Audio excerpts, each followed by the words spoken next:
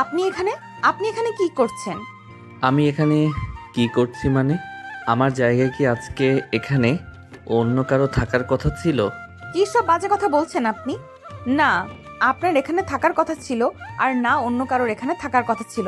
ফালতু কথা বলে মাথা গরম করবেন না। এখনো একটু বদলাননি দেখছি, এখনো মাথা গরম হয়। আচ্ছা আগে যখন মাথা আচ্ছা আগে যখন মাথা গরম হতো তখন তো সব রাগ আমার উপরে পুষিয়ে নিতেন। এখন রাগ হলে কি করেন? সেটা আপনার না জানলেও চলবে। আর এত বাজে না বকে প্লিজ এখান থেকে যান। অনেক রাত হয়েছে, আমি এখন ঘুমাবো। আমার এত বাজে কথা বলতে ভালো লাগছে না। সরি, আমি এখন এখান থেকে যেতে পারবো না। আমি এখন ঘুমাবো। তাই প্লিজ এত কথা না বলে, যেহেতু ঘুমাতে এসেছেন, চুপচাপ লক্ষ্মী মেয়ের মতো গিয়ে ঘুমান। আশ্চর্য, আপনি আমার রুমে ঘুমাবেন মানে? কেন, আপনার রুমে কি বন্যা হয়েছে নাকি যে আজকে আপনি আমার রুমে ঘুমাবেন? বেশি কথা বলো না, আমার এখন কথা বলতে ইচ্ছে করছে না। আচ্ছা ঠিক আছে, তুমি থাকো, আমি গিয়ে ঘুমাই। তোমার যদি এখানে দাঁড়িয়ে থাকতে ইচ্ছে হয়, তুমি দাঁড়িয়ে থাকতে পারো, কোনো সমস্যা নেই। ঈশান আর তুলির কথা না শুনে সে সোজা বেডের কাছে গিয়ে বেডে শুয়ে পড়ল। এটা দেখে তুলির আরও রাগ বেড়ে গেল।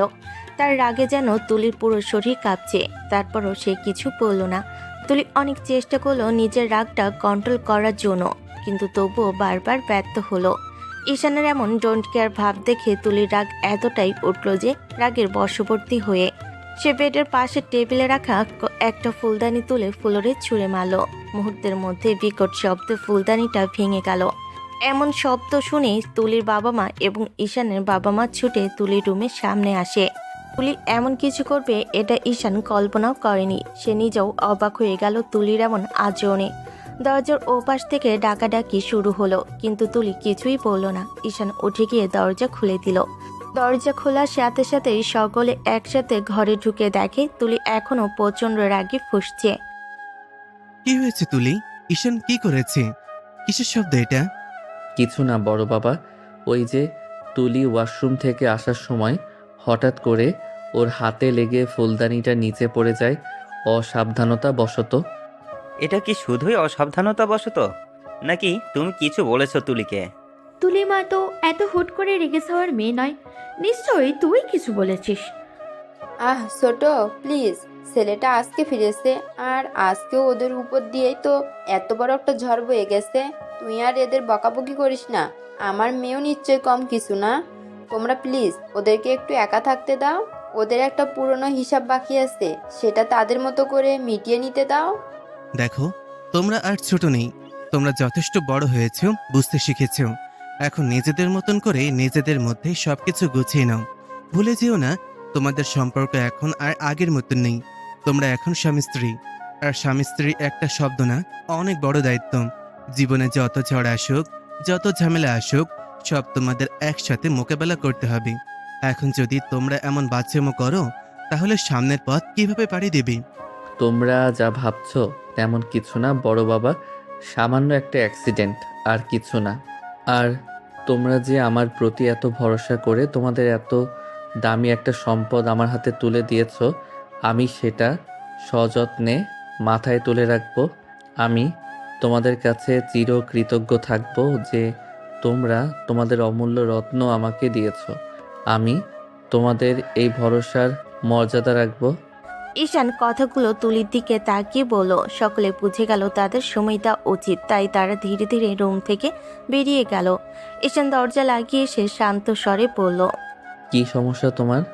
এখনো এখনো তোমার এই ঘাড়তেরামি ঠিক হয়নি, তাই না? কি পাও তুমি সকলকে বিরক্ত করে? দেখুন, আপনি এখান থেকে যান প্লিজ, না হলে আমার হাতে বড় কিছু হয়ে যাবে। আমি চাই না আর কোনো ঝামেলা হোক। আমার জীবনে প্রচুর ঝামেলা হয়ে গেছে, আর চাই না। প্লিজ আমাকে মাফ করুন। দেখো, তোমার নিজের কোনো পরিবর্তন না হলেও আমার কিন্তু অনেক পরিবর্তন হয়েছে। আমি আর আগের ঈশান নেই যে তুমি যা বলবে তাই শুনবো। আর তুমি কিভাবে ভাবলে আজকের মতো দিনে আমি আমার স্ত্রীকে ছাড়া থাকবো? তুমি হয়তো ভুলে যাচ্ছ, কিন্তু আমি ভুলে যাইনি। আজকে আমাদের বিয়ে হয়েছে এবং আজ আমাদের বাসর রাত।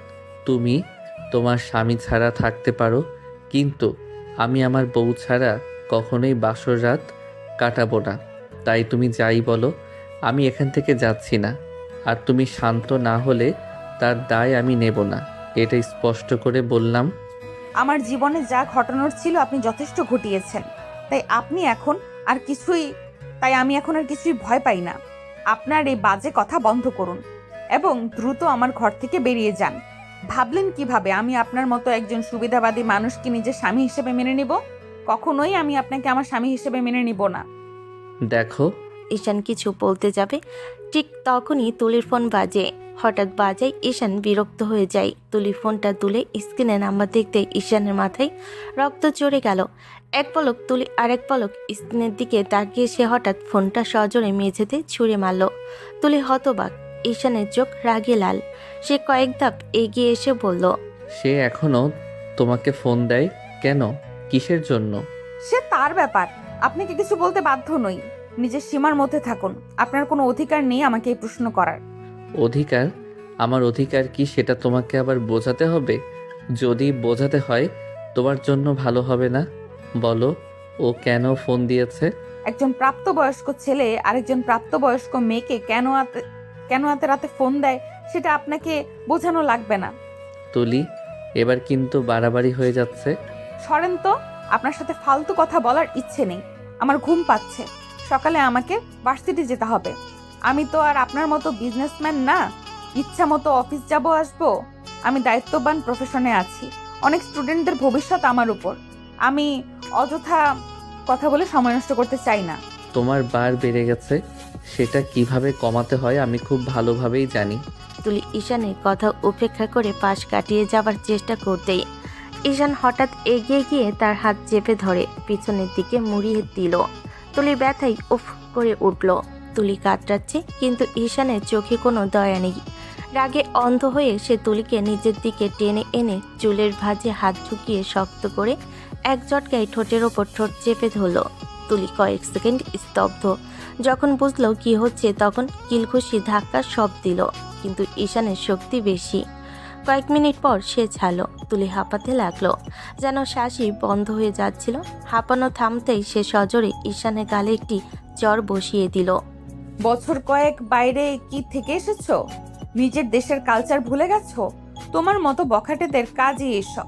তোমার থেকে রবিন অনেক ভালো। সে অন্তত আমাকে সম্মান করতে জানে। উফ, আবার ভালোই ভালোই বলছি, আমাকে কিন্তু আর রাগিও না।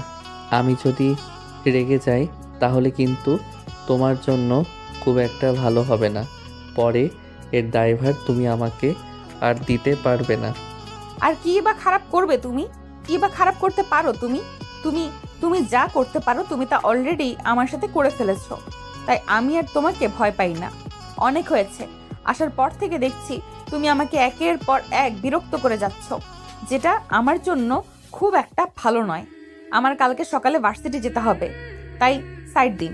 তুলি সামনের দিকে এগিয়ে গিয়ে নিজের থেকে ফোনের টুকরোগুলো কুড়িয়ে নিয়ে দেখে তার ফোন পুরো ভেঙে চুরমার হয়ে গেছে, আর কোনো কিছুই অবশিষ্ট নেই।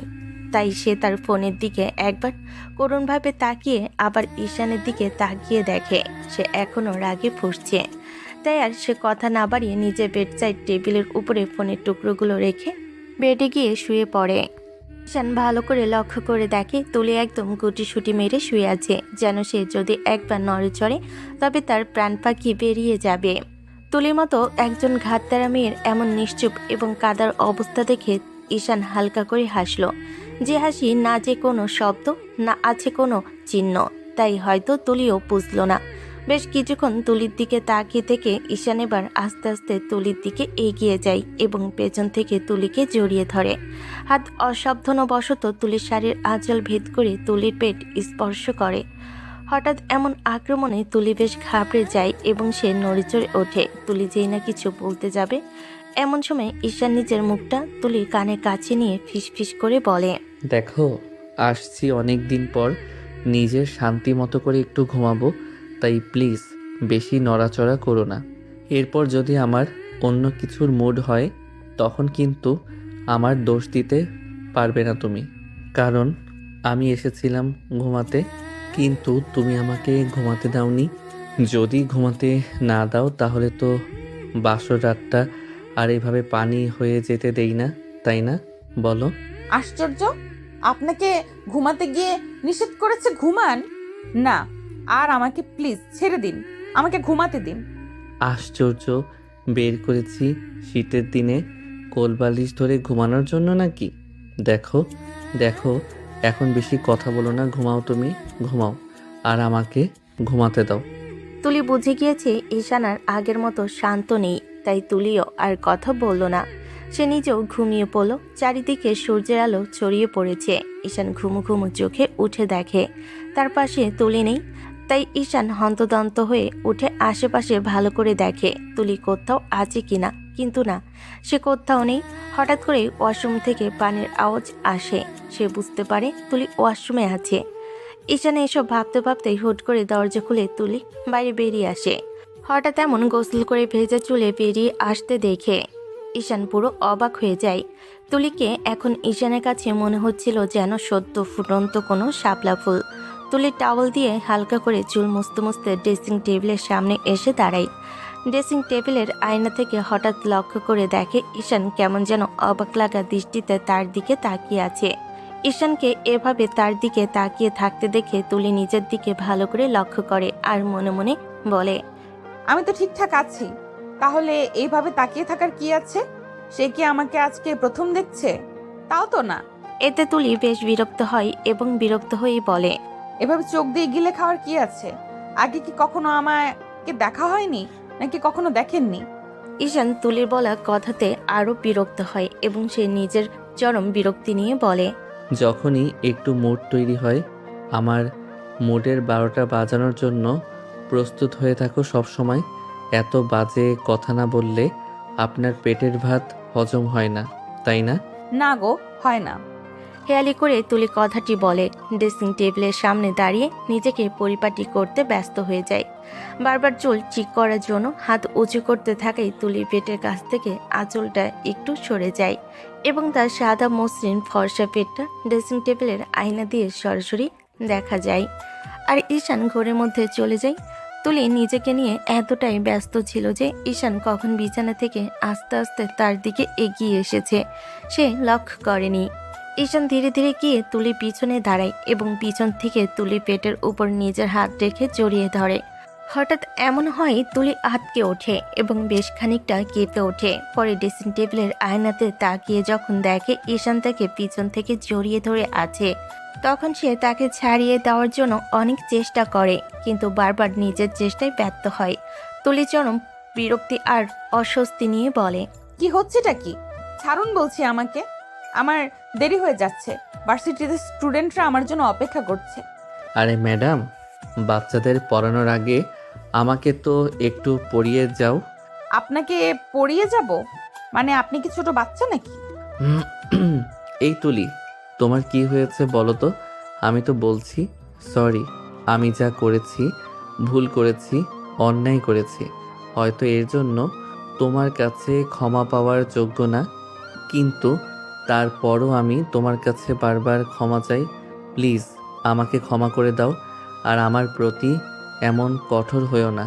আমি তোমাকে ভালোবাসি, ভীষণ ভালোবাসি। বিশ্বাস করো, নিজের জীবনের থেকেও বেশি ভালোবাসি। তুমি যদি আমার প্রতি নরম না হও তাহলে আমি কোথায় যাব বলো?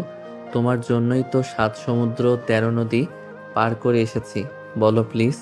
জান, এমনটা করো না লক্ষ্মী, প্লিজ আমাকে ক্ষমা করে দাও। তুমি তো এমন ছিলে না, তুমি তো আমাকে শিখিয়েছো ভালোবাসার মানে।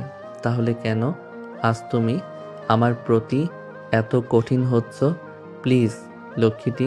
আমি আসছি, আমার দেরি হয়ে যাচ্ছে। তুলি ঈশানকে আর কোনো কথা বলতে না দিয়ে তাকে রেখে যেই না ঘর থেকে বেরিয়ে যাচ্ছিল, এমন সময় হঠাৎ ঈশান বলে ওঠে, তুলি দাঁড়াও, আজকে আমাদের বিয়ের প্রথম দিন এবং তুমি প্রথম বিয়ের পর আজ ইউনিভার্সিটিতে যাচ্ছ, তাই তোমাকে আমি রেখে যাব। আমাকে 5 মিনিট সময় দাও, আমি এক্ষুনি রেডি হয়ে আসছি। ঈশান তুলি কোনো উত্তরের অপেক্ষা না করে তাকে রেখে ফ্রেশ হতে চলে যায়। ঈশান ফ্রেশ হয়ে এসে স্যুট বুট পরে রেডি হয়ে বাইরে বেরিয়ে আসে। এসে দেখে সকলে বসে সকালে নাস্তা করছে ডাইনিং টেবিলে, কিন্তু সে লক্ষ্য করে সবাই থাকলেও তুলি নেই। বিষয়টা তাকে ভাবায়। তবে কি তুলি তার কথা উপেক্ষা করে তাকে রেখে একাই চলে গেছে? ঈশান সামনের দিকে এগিয়ে যায়। ঈশানকে দেখে তুলির মা বলে ওঠে, কি হলো ঈশান বাবা, তুমি একা যে? তুলি কোথায় বাবা? তুলি তো অনেক আগেই বেরিয়ে গিয়েছে। আজকে নাকি ইউনিভার্সিটিতে অনেক ইম্পর্টেন্ট টপিক নিয়ে আলোচনা করতে হবে, যেটা থেকে প্রথমে গিয়ে প্রিপারেশন নিয়ে তারপর ক্লাসটা নিতে হবে। এই জন্যই সে চলে গিয়েছে। কিন্তু তাই বলে আজকে ইউনিভার্সিটিতে যাবে? আজকে না ওর বিয়ের প্রথম দিন, ওর তো কিছু দায়িত্ব থাকতে পারে, তাই না? যত ইম্পর্টেন্ট ক্লাসেই থাকুক, নিশ্চয়ই নিজের পরিবারের থেকে বড় না কোনো কিছুই। কিন্তু আব্বা, আপনাকে বুঝতে হবে, যখন এই পরিবারই ওকে ধ্বংসের দোরগোড়ায় নিয়ে গিয়েছিল, তখন এই প্রফেশনই একমাত্র ছিল যা তাকে নিজের ক্ষতির হাত থেকে বাঁচিয়ে রেখেছিল এতদিন। না হলে তো আমার মেয়েটা ডিপ্রেশনেই চলে যেত। তাই ও যখন সকালে যেতে চাইলো, আমি আর ওকে না করিনি। তুমি কোথায় গেলে বাবা? তুমি তো অন্তত কিছু খেয়ে যাও। খাবো মামুনি, আগে বউকে নিয়ে আসি, তারপর বউয়ের হাতে রান্না খাবো। অনেক তো হলো মামি মনির হাতের খাবার ধ্বংস করা, এখন না হয় বউয়ের হাতে রান্না খাই। ঈশান ঠিকই বুঝতে পারল তার মা তাকে শোনানোর মতো করে কথাগুলো বললেন, তাই সে আর কোনো কথা বলল না। মাথা নিচু করে সেখান থেকে বেরিয়ে গেল। বেরিয়ে যাওয়ার সময় তুলির মা বলল, তুলি সবেমাত্র গ্লাস নিয়ে বের হচ্ছিল, এমন সময় হুট করে একজনের সাথে তার ধাক্কা লাগে। তুলি প্রথমে বিরক্ত হলো, পরে ভালো করে লক্ষ্য করে দেখে কার সঙ্গে ধাক্কা লেগেছে। যখন সে লোকটিকে দেখতে পায় তখন সে একটু শান্ত হয়। সামনে তাকিয়ে দেখে আর কেউ নয়, রবিনের সাথে তার ধাক্কা লেগেছে। রবিন সামনের দিকে তাকিয়ে দেখে তুলি হয়তো বা একটু ব্যথা পেয়েছে, তাই সে সামনে গিয়ে হাত তুলে বাহুতে ধাক্কা লেগেছিল ওই জায়গায় হাত দিয়ে ধরে, তার মানে ওই জায়গায় লেগেছে।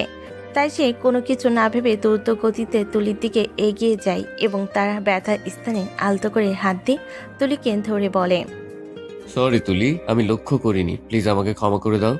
আমি ইচ্ছে করে তোমাকে আঘাত দিতে চাইনি। Sorry Tuli, I am really very very sorry. It's okay Robin, I can understand. আর তাছাড়া কেউ ইচ্ছে করে নিশ্চয়ই আমাকে আঘাত দিবে না, আর তুমি তো নাই, তাই তোমার এতবার সরি বলার কিচ্ছু নাই। সত্যি বলতে ভুলটা আমারও ছিল। আমি যদি ভালোভাবে দেখতে পারতাম তাহলে তোমারও আঘাত লাগতো না। আরে আমার আঘাত লাগেনি, তুমি ঠিক আছো তো? তুমি ঠিক থাকলেই হলো। ধন্যবাদ রবিন, তোমাকে আর আমার কোথাও ব্যথা লাগেনি। তোমার কি হয়েছে বলো তো? তুলি, গতকাল রাতে তোমাকে ফোন দিলাম, তুমি ফোন রিসিভ করলে না। পরে ফোন দিতে কি তোমার ফোন বন্ধ। এখন আবার দেখছি তুমি অন্যমনস্ক হয়ে চলাফেরা করছো। আচ্ছা, কিছু কি হয়েছে তোমার? আরে না, তেমন কিছু না, কয়েকদিন ধরে ভীষণ ডিস্টার্ব লাগছে, তাই আর কি। আচ্ছা তোমরা বলো, কল কেন দিয়েছিলে? তুলির কথা শুনে রবিন বেশ খানিকটা লজ্জা পেয়ে যায় এবং রাঙ্গা হয়ে বলে, তুমি মেয়েদের মতো এত লজ্জা পাচ্ছ কেন বলো তো, কি হয়েছে? তুলি পরক্ষণে কিছু বলতে যাবে, হুট করে তার কিছু একটা মনে পড়ে যায় এবং সে ভালো করে লক্ষ্য করে দেখে রবিন এখনও মেয়েদের মতো লজ্জা পাচ্ছে। যা দেখে তুলির আর বুঝতে বাকি রইল না যে ঘটনা কি, তাই সে খুব উৎসুক হয়ে রবিনকে বলল, তার মানে আমি যেটা ভাবছি সেটাই কি সত্যি সত্যি তুমি? আরে আস্তে আস্তে, তুমি বাচ্চাদের মতো করছো কেন? আগে তুমি বলো, কবে থেকে কিভাবে? কোনো সময় না হলে আমি নিজেকে কন্ট্রোল করতে পারছি না। রবিন আর তুলি নিজেদের কথার মধ্যেই এতটাই মত্ত ছিল যে আশেপাশে কি হচ্ছে তারা লক্ষ্য করেনি। তুলি আর রবিন কখন যে নিজেরা নিজেদের হাত ধরে কথা বলছে সেটা তারা বুঝতে পারেনি। এমন সময় হুট করে গাড়ি নিয়ে ভার্সিটির গেটে প্রবেশ করে ঈশান। ঈশান দূর থেকে লক্ষ্য করে দেখে তুলি আর রবিন একে অপরের হাত ধরে দাঁড়িয়ে আছে, যেটা দেখা মাত্রই ধপ করে ঈশানের মাথায় আগুন ধরে যায় এবং সে কোনো কিছু না দেখে, পরিবেশ না বুঝে দ্রুত তাদের থেকে এগিয়ে আসে এবং এক ঝটকা দিয়ে তুলিকে রবিনের কাছ থেকে সরিয়ে নিয়ে আসে এবং রবিনের দিকে আঙ্গুলে ইশারা করে বলে, তোর এত বড় সাহস, তুই ওর হাত ধরেছিস, তোর ওই হাত আমি দুমড়ে মুচড়ে ভেঙে ফেলবো। রবিন হঠাৎ ঈশানকে সামনে দেখে অবাক হয়ে যায় এবং অবাক হয়ে একবার তুলির দিকে একবার ঈশানের দিকে তাকায়। এরপর রবিন অবাকের সুরে বলে, ঈশান, তুমি এখানে এতদিন কোথায় ছিলে তুমি? আর হুট করে কোথা থেকে কিছুই তো বুঝলাম না। তুলি, তুমিও তো বললে না। এখানে বলার মতো কি আছে রবিন? আর তাছাড়া সব অপবাদ সবার সামনে তুলে ধরতে নেই। অপবাদ? আমি? তোমার জীবনের অপবাদ। ঈশানের বলা কথার পরে তুলি আর কোনো কথা বলতে পারে না। সে চুপচাপ থাকে। রবিন বুঝতে পারে তুলি আর ঈশানের মধ্যে কোনো কিছুই আর আগের মতো ঠিক নেই। তাদের মধ্যে নিশ্চয়ই কিছু একটা হয়েছে, যার জন্য তারা আজকে দুই মেরুর। ঈশান তুলির কথা শুনে তুলির দিকে করুণ দৃষ্টিতে তাকায়, কিন্তু তুলির কোনো প্রতিক্রিয়া দেখতে না পেয়ে এসব রবিনের দিকে আগুন চোখে তাকায় এবং বলে, শোন তুলি একমাত্র ঈশানের, তাই তুলিকে স্পর্শ করার অধিকারও একমাত্র ঈশানের। আজকে যে ভুলটা করেছিস, দ্বিতীয় টাইম এই ভুলটা করলে আর তোর হাতে তোর সঙ্গে থাকবে না, একদম পুঁতে রেখে দেব। ঈশান আর এক মুহূর্ত সেখানে না দাঁড়িয়ে তুলির হাতটা নিজের হাতের মধ্যে শক্ত করে ধরে সামনের দিকে এগিয়ে যায় বাড়ি ফেরার উদ্দেশ্যে। এমন সময় আরও কয়েকজন এই ঈশান আর তুলির দিকে এগিয়ে আসে। সম্ভবত তারা সকলে তুলির কলিগ এবং তুলিকে বলে, আরে ম্যাম, এনাকে নতুন দেখছি, কে ইনি? আমার চাচাতো ছোট ভাই। ঈশান তুলির কথা শুনে আরও রেগে যায় এবং তার হাতের বাঁধন আরও শক্ত করে ধরে। এর জন্য তুলি বেশ খানিকটা ব্যথা পায় এবং উফ করে শব্দ করে ওঠে।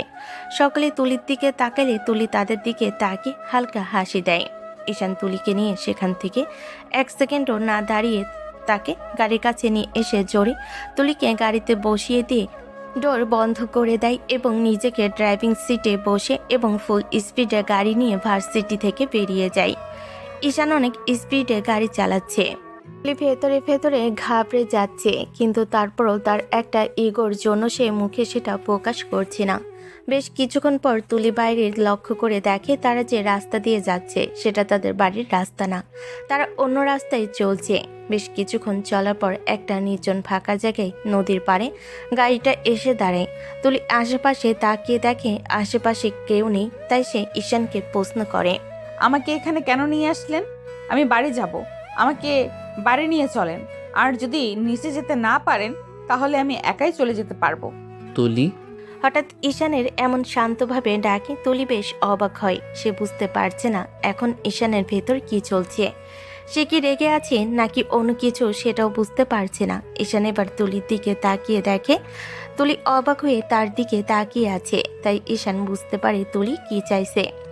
এসব বুঝতে পারছে তুলি তার থেকে কিছু একটা জানতে চাচ্ছে, তাই সে আর সময় নষ্ট না করে তুলিকে বলল, আমাকে কি আর ক্ষমা করা যায় না? আমি তো মানছি আমি ভুল করেছি। আমি কেন, কিসের জন্য, কোন পরিস্থিতিতে এটা করতে বাধ্য হয়েছি সেটাও তো অন্তত তোমার জানার দরকার ছিল। আমি নিশ্চয়ই কোনো স্বার্থপর মানুষের স্বার্থপরতার গল্প শুনতে চাই না, না জানতে চাই। কিন্তু আমি তো তোমাকে জানাতে চাই, এমন না হয়তো তোমার এই ইগো আর যে তোমাকে অনেকটা দেরি করিয়ে দিল।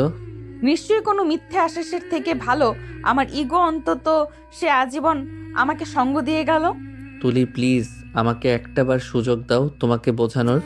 দেখুন, আমি না কিছু এখন জানতে চাই না, কিছু বুঝতে চাই। যদি আপনি এখন আমাকে বাড়ি নিয়ে না যান তাহলে আমি নিজে একাই এখান থেকে চলে যাব। ঈশান বুঝতে পেরেছিল তুলির অভিমান পাহাড়টা তিলে তিলে ঘুরতে ঘুরতে অনেক বড় হয়ে গিয়েছে। এই অভিমানের পাহাড়টাকে গলাতে হবে ভালোবাসা দিয়ে, জোর করে নয়। তাই সে এখন ঠান্ডা হয়ে তুলি যা বলছে তাই শুনল। ঈশান গাড়ি ঘুরিয়ে বাড়ির রাস্তার দিকে নিল। এভাবে বেশ কয়েকদিন ধরে ঈশান তুলির রাগ ভাঙানোর চেষ্টা করলো। তাকে সকালে ভার্সিটিতে দিয়ে নিয়ে আসা সবই করে। তুলি প্রথম বারণ করলেও এখন তা করে না। এর মাঝে ঈশান তুলির সাথে অনেকবার কথা বলার চেষ্টা করেছে, কিন্তু তুলি তাকে সেই সুযোগটা কখনো দেয়নি। তুলিকে অনেকবার বোঝানোর চেষ্টা করেছে ঈশান, তারপরও তুলি বুঝেনি। আজ প্রায় 1 মাস পরে ঈশান তুলিকে নিতে ভার্সিটিতে এসেছে, কারণ এতদিন ঈশান ভীষণ ব্যস্ত ছিল তার নতুন ব্যবসার কাজের জন্য। বিদেশের ব্যবসা সে পুরোদমে বাংলাদেশে নিয়ে এসে সেট করতেছে, কারণ সে আর তুলিকে ছেড়ে বাইরে থাকতে চায় না। অনেক দূরে থেকেছে, সে আর চায় না তার প্রিয়তমার দিকে দূরে থাকতে।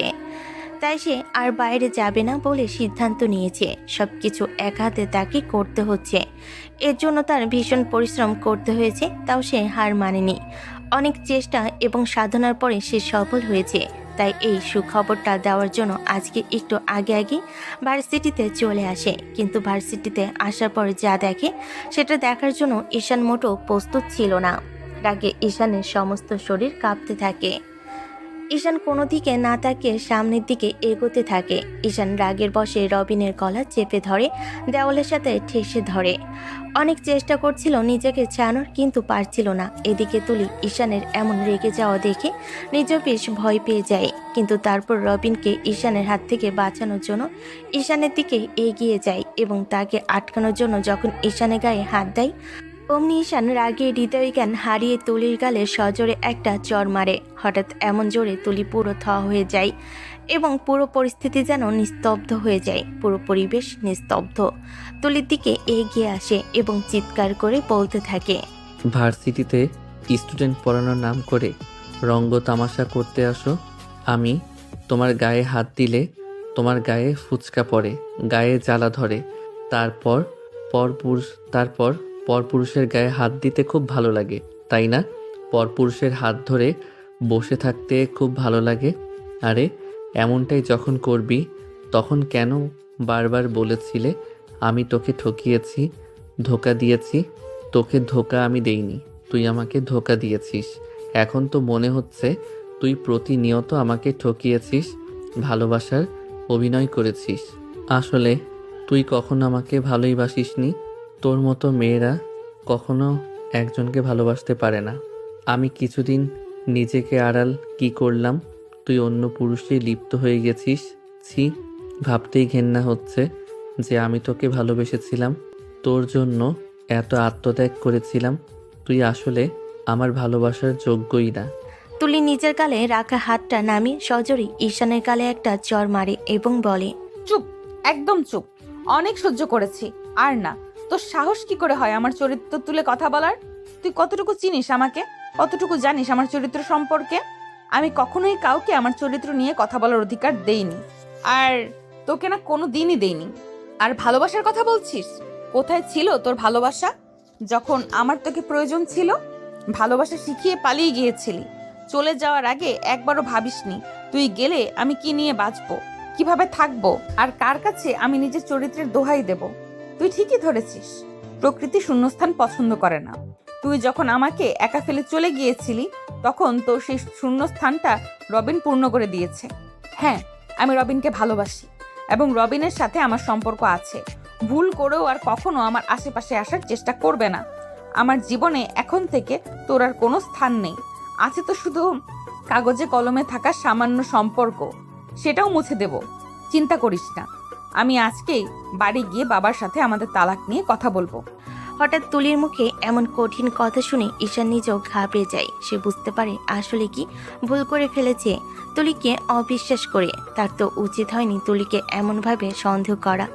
তুলি সেখানে আর এক মুহূর্ত না দাঁড়িয়ে কান্না করতে করতে ভার্সিটির ক্যাম্পাস ত্যাগ করে। তুলি চলে যাওয়ার পর বেশ কিছুক্ষণ ঈশান অবলোক দৃষ্টিতে তার দিকে তাকিয়ে থাকে। রবিন এতক্ষণ চুপ করে দাঁড়িয়ে থাকলো, এবার আর চুপ করে থাকতে পারল না। সে ঈশানের সামনে এসে দাঁড়িয়ে বলল, তুমি কাজটা একদম ঠিক করনি ঈশান। না জেনে না বুঝে তুমি মেয়েটাকে আবার কষ্ট দিলে। মেয়েটা এমনি অনেক কষ্ট সহ্য করেছে, কিন্তু পুরো ঘটনা না শুনে না বুঝে তুমি তাকে বিচার করলে, তার চরিত্র তুলে কথা বললে, যেখানে তুমি খুব ভালো করে জানো তুলের চরিত্রে কতটা নিষ্পাপ আর সে তোমাকে কতটা ভালোবাসে। শুধু তোমার জন্য মেয়েটা কতটা যন্ত্রণা সহ্য করেছে আমি দেখেছি, আমরা সবাই দেখেছি। তুমি যখন হুট করে উধাও হয়ে তাকে একা ফেলে গেলে তখন সে কতটা অসহায় হয়ে গিয়েছিল। দিনের পর দিন না খেয়ে ডিপ্রেশনে চলে গিয়েছিল, চিৎকার করে কাঁদত, এখন ঠিক মতো সেরে ওঠেনি। তুমি জানো কিনা জানি না, রাতে ঘুমোতে পারতো না, ঘুমানোর জন্যে ঘুমের ওষুধ খেতে হতো। মানসিক অবস্থার অবনতি এতটাই হয়েছিল যে সাইকিয়াট্রিস্ট দেখাতে হয়েছিল। তখন কোথায় ছিলে তুমি? তোমাকে হারানোর যন্ত্রণা সহ্য করতে গিয়ে সে কয়েকবার সুইসাইডও করতে গিয়েছিল। তার পরিবার, তোমার পরিবার, আমরা সবাই তাকে আগলে রেখেছি। আর আমার কথা বলছো?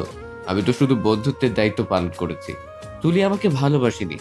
যদি ভালোবাসতো আমি নিজেকে পৃথিবীর সবচেয়ে ভাগ্যবান মনে করতাম।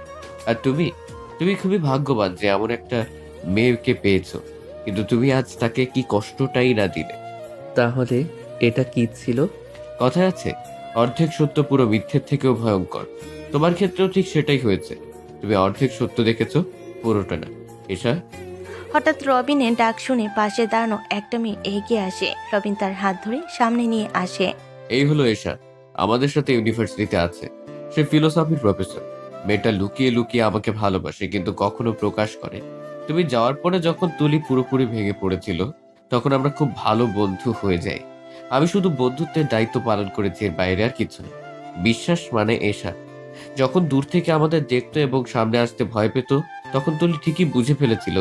কথায় আছে, একটা মেয়েকে আর একটা মেয়ের মন খুব ভালো বুঝতে পারে। তুলি বুঝেছিল এশা আমাকে পছন্দ করে, তাই সে আমাকে বলল, আজ আমরা এশার সামনে এমনভাবে অভিনয় করব যেন মনে হয় আমাদের মধ্যে কিছু চলছে।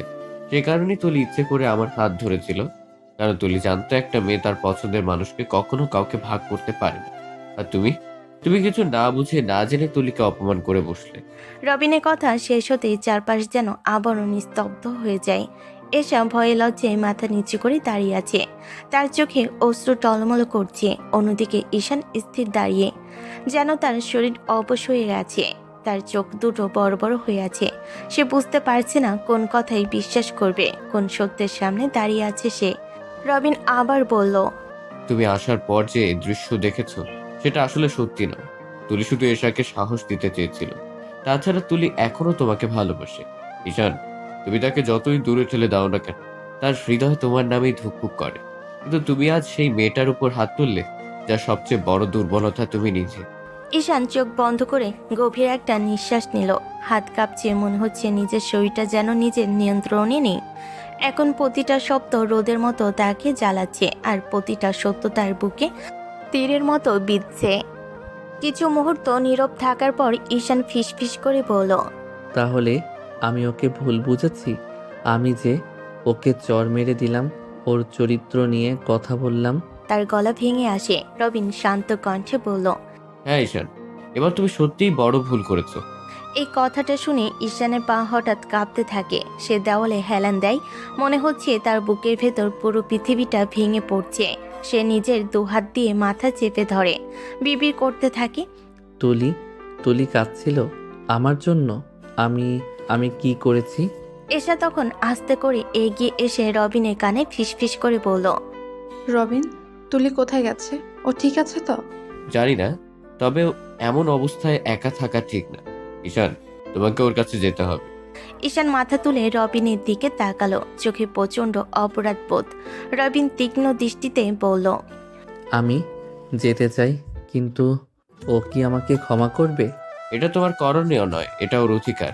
তোমার ভুলের বিচার ও করবে, কিন্তু তার আগে তার কাছে তোমাকে যেতেই হবে। ও এখন মানসিকভাবে ভীষণ ভাঙা। তোমার কথা, তোমার আচরণ ওকে আরো আঘাত করতে পারে। কথাগুলো শুনে ঈশান আর দেরি করলো না। সে দৌড় দিতে শুরু করলো ক্যাম্পাসের গেটের দিকে। চোখে পানি, মনে হচ্ছে পুরো শরীরটা ভারী হয়ে গেছে। অন্যদিকে তুলি ক্যাম্পাস থেকে বের হয়ে সরাসরি রাস্তায় দাঁড়িয়ে কাঁদছে, চোখে জল থামাতে পারছে না। তার হাতে ফোন নেই, কাঁধে ব্যাগ থেমে গেছে। মনে হচ্ছে সে কোথাও আশ্রয় খুঁজছে, কিন্তু কোথাও পাচ্ছে না। হঠাৎ তার সামনে গাড়ির হর্ন বাজে। বাবার ড্রাইভার গাড়ি নিয়ে এসেছে। ম্যাডাম, আপনি ঠিক আছেন? স্যার ফোন করে বললেন আপনাকে নিতে আসতে। তুলি ভাঙ্গা গলায় বলল, চলেন, বাড়ি নিয়ে যান। তুলি গাড়িতে উঠতেই কান্না থামানোর চেষ্টা করলো, কিন্তু পারল না। মাথা হেলিয়ে সিটে বসে পড়ল। তার মনে একটাই কথা, আমি কি সত্যি ভুল করলাম, নাকি ঈশান আমাকে আর কখনোই বুঝতে পারবে না? এদিকে ঈশান দৌড়ে বাইরে এসে দেখে তুলি আর নেই। ঈশান চিৎকার করে ওঠে, তুলি প্লিজ থামো, আমাকে একবার সুযোগ দাও। কিন্তু রাস্তা ফাঁকা। নেই তুলি, নেই তার চেহারা, নেই তার শ্বাসের ছোঁয়া। ঈশান হাঁটু গেড়ে বসে পড়ল, তার বুক ফেটে যাচ্ছে। সে দুহাতে মাথা চেপে ধরে কান্না আটকে রাখার চেষ্টা করছে। আমি ওকে হারিয়ে ফেললাম। আমি আমার জীবনের সবচেয়ে মূল্যবান মানুষটাকে নিজের হাতেই হারিয়ে ফেললাম। একটা ফোন বেজে ওঠে, রবিনের ফোন। রবিন, কে ফোন দিচ্ছে? রবিন স্ক্রিনে দেখে থমকে যায়। স্ক্রিনে লেখা তুলির বাবা। রবিনের গলা শুকিয়ে যায়, ফোনটা কাপা হাতে ধরল। রবিন, তুলি এখনই বাড়িতে এসে কাঁদতে কাঁদতে রুমে ঢুকে দরজা বন্ধ করে দিয়েছে। কিছুতেই দরজা খুলছে না। প্লিজ তুমি দ্রুত এসো, কিছু একটা ঠিক নেই। রবিন আর কিছু না শুনে দৌড়ে বেরিয়ে যায়। এসা ভয়ে চিৎকার করে। রবিন, কি হয়েছে? কিছু বলো। রবিন পেছন ফিরে শুধু একটা কথাই বলল, দোয়া করো যেন আজকে কিছু খারাপ না ঘটে। তুলি দরজা বন্ধ করে রুমে ঢোকার পর এত জোরে কান্না শুরু করে যে তার ঠিক নিচের শ্বাস পর্যন্ত টেনে আসছে না। চোখের সামনে ঈশানের সেই রাগ, সেই অপমান, সেই জ্বর সবকিছু বারবার ফিরে আসছে। তার চোখ দিয়ে অবিরাম পানি পড়ছে, মনে হচ্ছে বুকটা ছিঁড়ে যাবে। তুলির বাবা মা দরজার বাইরে দাঁড়িয়ে বারবার নক করছিলেন। তুলিমা, দরজাটা খোলো। মা প্লিজ, কি হয়েছে? তুলির বাবা গম্ভীর কিন্তু ভেঙে পড়া গলেই বললেন, তুলি, বাবা দরজা খুলো। কি হয়েছে বলো? কথা না বললে এমন কেন করবে? কোনো উত্তর নেই, শুধু ভেতর থেকে হাহাকারের শব্দ। রবিন দৌড়াতে দৌড়াতে ক্যাম্পাসের গেট পার হয়। এসব তার পেছনে ছুটে আসে। এসা হাঁপাতে হাঁপাতে বলে, রবিন, আমাকে বলো কি হয়েছে? রবিন এত দ্রুত বলল, তুলি রুমে বন্ধ হয়ে গেছে। ওর বাবা মা বলছেন, সে কথা বলছেন। আমার মনে হচ্ছে ভীষণ ভেঙে পড়েছে। ঈশানের কথাগুলো সহ্য করতে পারেনি। এসা আতঙ্কে মুখ চাপা দেয়। হায় আল্লাহ, তুলি এমন অবস্থায় একা থাকতে পারবে না। আমরা দ্রুত যেতে হবে। দুজন দৌড়ে গাড়ির দিকে ছুটে যায়। ঈশান রাস্তার পাশে দাঁড়িয়ে কাঁদতে থাকা চোখ মুখ মুছে ফোন বের করে তুলির নম্বরে কল দেয়। কল যায় না, বারবার বারবার বন্ধ বলে। প্লিজ তুলি, একবার ধরো প্লিজ। তার গলা ভেঙে যায়। থরথর করে কাপা হাতে সে রবিনের নম্বরে কল দিল। রবিন, তুলি কোথায়? ও ঠিক আছে তো? রবিন ফোন রিসিভ করে খুব তাড়াতাড়ি বলল, তোমার কাছে সব সত্য পরিষ্কার হয়ে গেছে, ঠিক আছে? কিন্তু এখন সবচেয়ে বড় সত্য হলো তুলি ভেঙে পড়েছে। আমরা ওর বাড়ির দিকে যাচ্ছি। আমি আসছি, প্লিজ ওকে একা থাকতে দিও না। ঈশান, তুমি চাইলেই আসতে পারো, কিন্তু মনে রেখো, তুলির সামনে যাওয়ার আগে তোমার একটু রাগ, দোষারোপ বা আবেগের ঝড় দেখানো চলবে না। ও এখন খুব নাজুক অবস্থায় আছে। ঈশান ফিস ফিস করে। আমি শুধু ওকে চাই। চাও? তবে তোমার ভুলের বোঝা নামিয়ে রাখতে হবে। আর যদি তুমি একটু ভুল করো, তুলি হয়তো আর কোনোদিন ফিরে তাকাবে না। ঈশান আর এক মুহূর্ত দেরি না করে দৌড়ে একটা ট্যাক্সি থামিয়ে তুলিদের বাড়ির দিকে রওনা দিল। তুলি ফ্লোরে বসে আছে, হাঁটু জড়িয়ে। তার মাথা ভারী হয়ে গেছে, চোখ লাল, শরীর কাঁপছে। তার মনে হচ্ছে সে সব কিছু হারিয়ে ফেলেছে। আমি এত খারাপ কি করেছি? কেন আমাকে বারবার প্রমাণ দিতে হয়? কেন আমি যথেষ্ট নই কারো কাছে? তার হাত কাঁপতে থাকে। টেবিলে রাখা পানির গ্লাসটা হাতে তুলতে গিয়ে সেটা হাত থেকে পড়ে যায়। হঠাৎ দরজায় আবার ঠকঠক শব্দ। মা, দরজা খোলো। তুমি আমাকে এমন করে দিও না প্লিজ। তুলির বাবা এবার কড়া গলায়। তুলি, দরজা খুলো।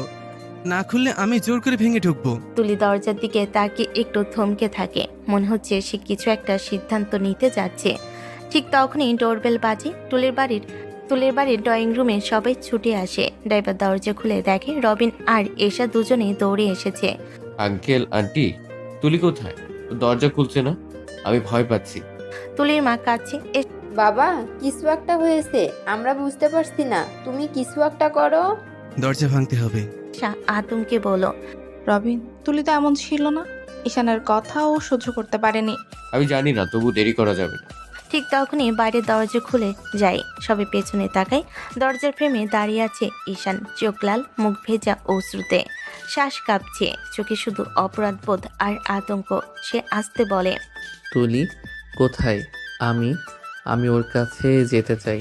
রবিন এবার এগিয়ে এসে মুখোমুখি দাঁড়ালো। গিয়ে লাভ নেই যদি তুমি সামলাতে না পারো। তুলি এখন খুব ভাঙা। ঈশান কাঁপা গলে, আমি ওকে কষ্ট দিয়েছি। আমি ওকে হারাতে চাই না। আমাকে একবার তার কাছে যেতে দাও, অনুরোধ করছি।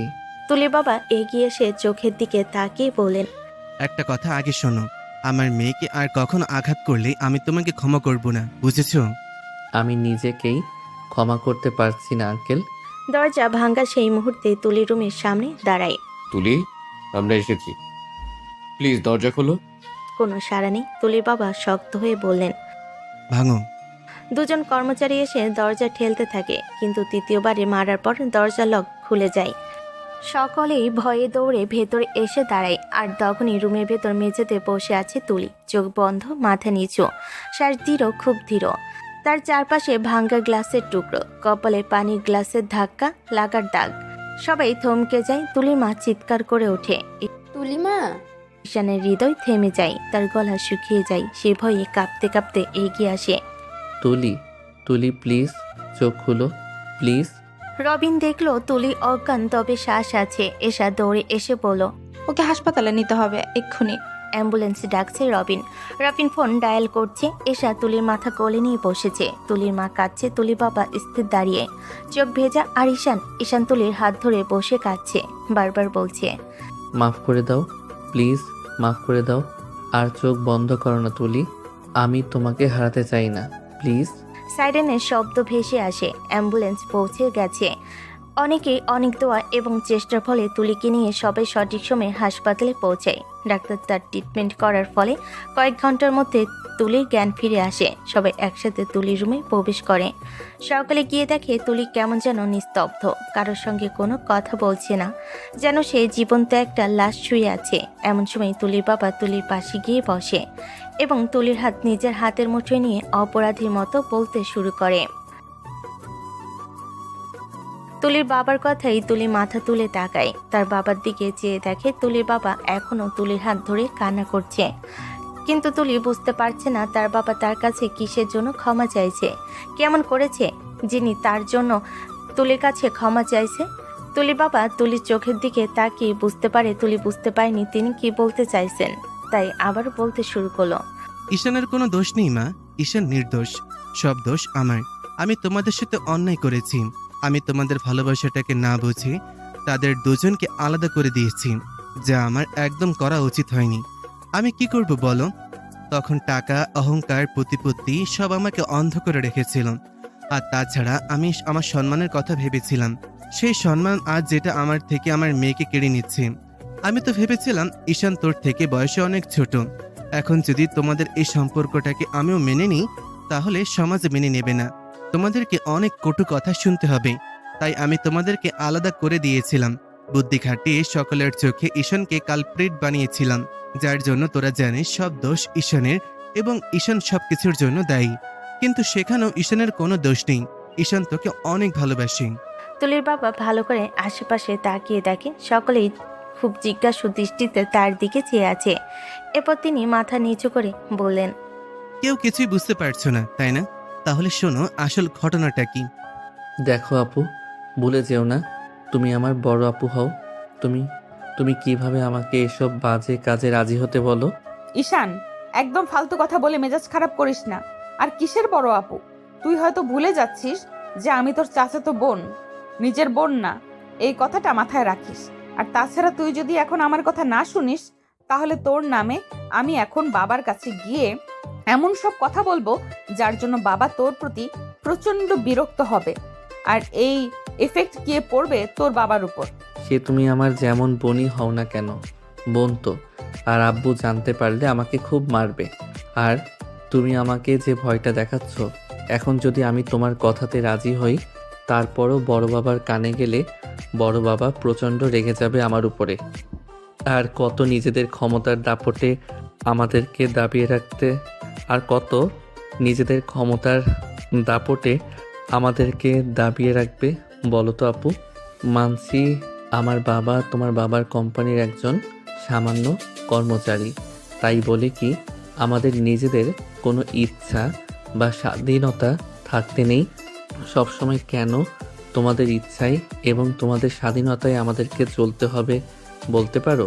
দেখ ঈশান, এবার কিন্তু তুই খুব বাড়াবাড়ি করছিস।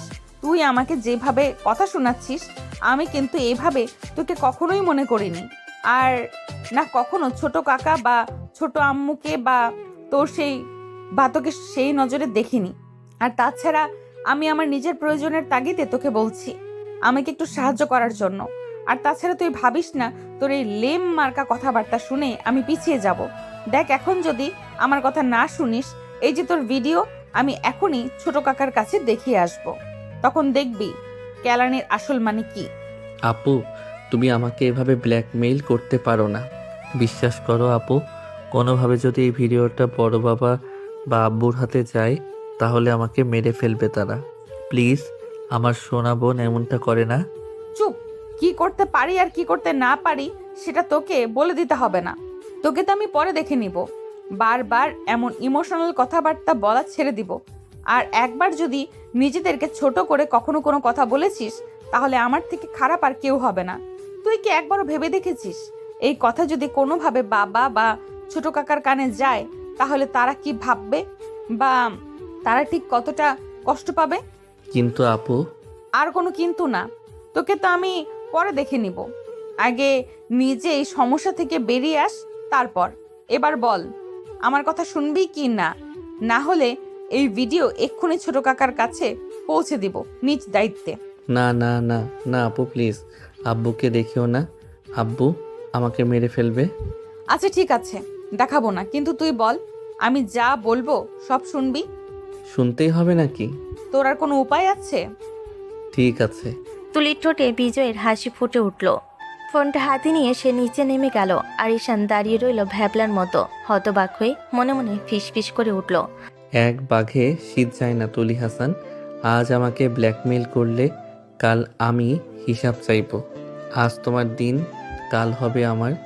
তুলি চলে যাওয়ার পর ঈশান অনেকক্ষণ দরজার দিকে তাকিয়ে রইল। তার চোখে হালকা অস্থিরতা, মনে চাপা ঝড়। তারপর ধীরে ধীরে সে ছাদের রেলিংকে গিয়ে দাঁড়ালো। রাতের আকাশ তখন কালো চাদরের মতো, তারারা হালকা ঝিকিমিকি। ঈশান রেলিংয়ে হেলান দিয়ে চোখ বন্ধ করলো। কিছুক্ষণ চুপচাপ দাঁড়িয়ে থাকার পর হঠাৎ তার ঠোঁটের কোণে রহস্যময়ী একটা হাসি ফুটে উঠল, যেন খুব গুরুত্বপূর্ণ কোনো সিদ্ধান্ত সে নিয়ে ফেলেছে। সকালের আলো পৃথিবীর ঠিকমতো আসতে না আসতেই তুলি ইউনিভার্সিটির জন্য রেডি হয়ে নিচে নেমে এলো। ব্যাগ হাতে নেমে তার চোখে পড়ল ঈশান এখনো ঘুমাচ্ছে। তুলির সঙ্গে সঙ্গে রেগে আগুন হয়ে গেল। এই ছেলেটা একদিন আমাকে পাগল করে ছাড়বে। সারা রাত কি করে, এখনো ঘুমাচ্ছে? সকাল সকাল বের হওয়ার কথা বলেছিলাম। রাগে তার চোখ লাল হয়ে গেল। খাটের পাশে রাখা টেবিলে এক গ্লাস পানি দেখে তুলি আর কিছু ভাবলো না। দৌড়ে গিয়ে ঠাস করে সে পানি ঈশানের মুখে ছুঁড়ে মারল। পানি মুখে পড়তেই ঈশান চমকে উঠে বসলো। চোখ মুখ মুছে কয়েক সেকেন্ড বোঝার চেষ্টা করলো কি হলো। তারপর যখন বুঝলো, তার শরীর রাগে কাঁপতে লাগলো। কোন শালার এত বড় সাহস রে আমার গায়ে পানি দেয়? ঈশান সেই গর্জন তুলির কানে যেতেই সে আবারও খেপে উঠল। তুলি ঝাঁপিয়ে পড়ার মতো ভঙ্গিতে সামনে এগিয়ে এসে বলল, তোর এত বড় সাহস, তুই আমাকে গালি দিচ্ছিস? দাঁড়া, তোকে দেখাচ্ছি মজা। কাকা। ওই কাকা ডাকটা এমন বাজখাই গলায় ছিল যে পুরো বাড়ি কাঁপিয়ে ওঠার মতো। তুলির মুখ থেকে এমন তীক্ষ্ণ চিৎকার বেরোতে দেখে ঈশান ভয় পেয়ে দ্রুত উঠে দাঁড়ালো। সে বুঝলো আরেকটু দেরি হলে পুরো বাড়িতে বর্ষার বজ্রপাত নামবে। ঈশান তাড়াতাড়ি গিয়ে তুলির মুখ চেপে ধরল, যাতে আর শব্দ বের না হয়। চুপ চুপ প্লিজ আপু, কারো সামনে আমার বেইজ্জতি করো না। সরি বললাম, সরি। আর গালি দিব না, প্লিজ শান্ত হও। তুলি তার দিকে চোখ কুচকে তাকালো, যেন আরেকটু হলেই ঈশানের গলা মটকে দেবে। আরেকবার আমাকে গালি দিলে খাট থেকে নিচে ফেলে দিয়ে মাথায় জুতা মারবো, বুঝেছো?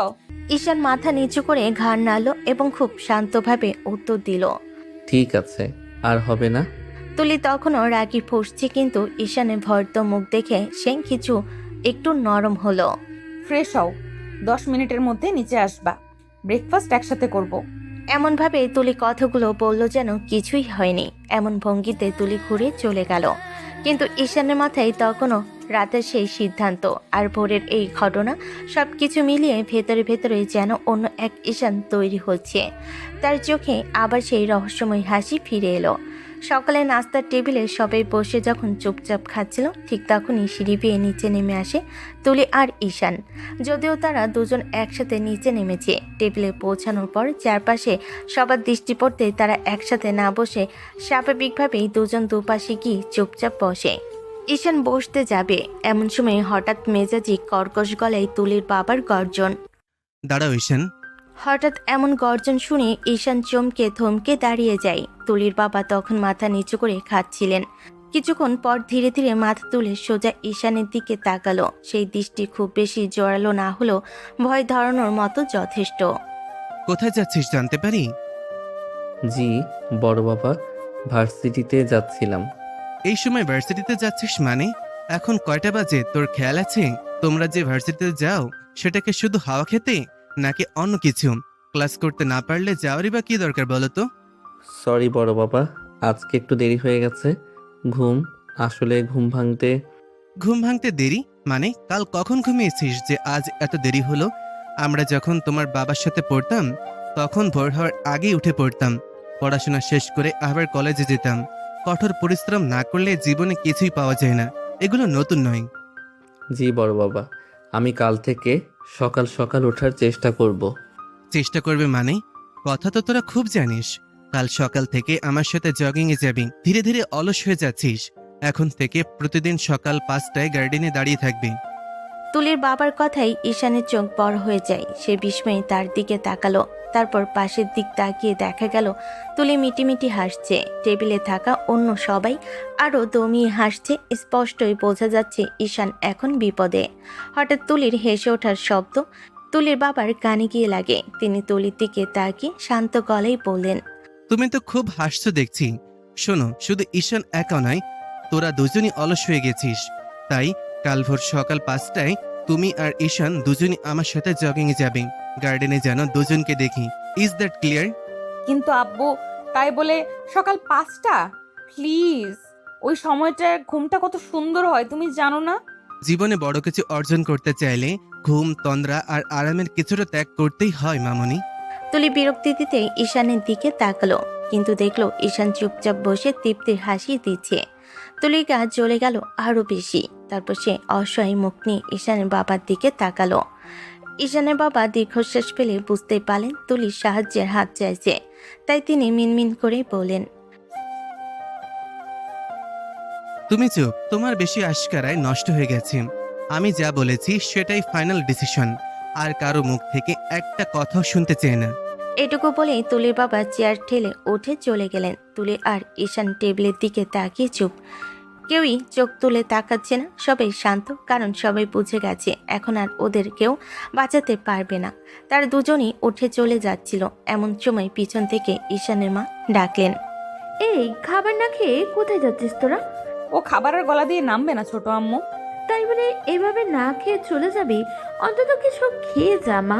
তার আর একবারও পিছনে তাকালো না, কোনো কথার উত্তর দিল না। মন খারাপ, বিরক্ত, লজ্জা সব একসাথে নিয়ে তারা বাড়ির বাইরে চলে গেল। বাড়ি আসার আগ পর্যন্ত তুলি চুপচাপ দাঁড়িয়ে আছে। কয়েক সেকেন্ড পর সে ঈশানের দিকে ঘুরে দাঁড়ালো। সব তোর আইডিয়া তাই না? তুই বাবাকে কিছু একটা কানে কানে বলেছিস আমার এত সুন্দর ঘুমটার 12টা বাজানোর জন্য। সব তোর প্ল্যান। দেখো আপু, আমি পাগল নাকি?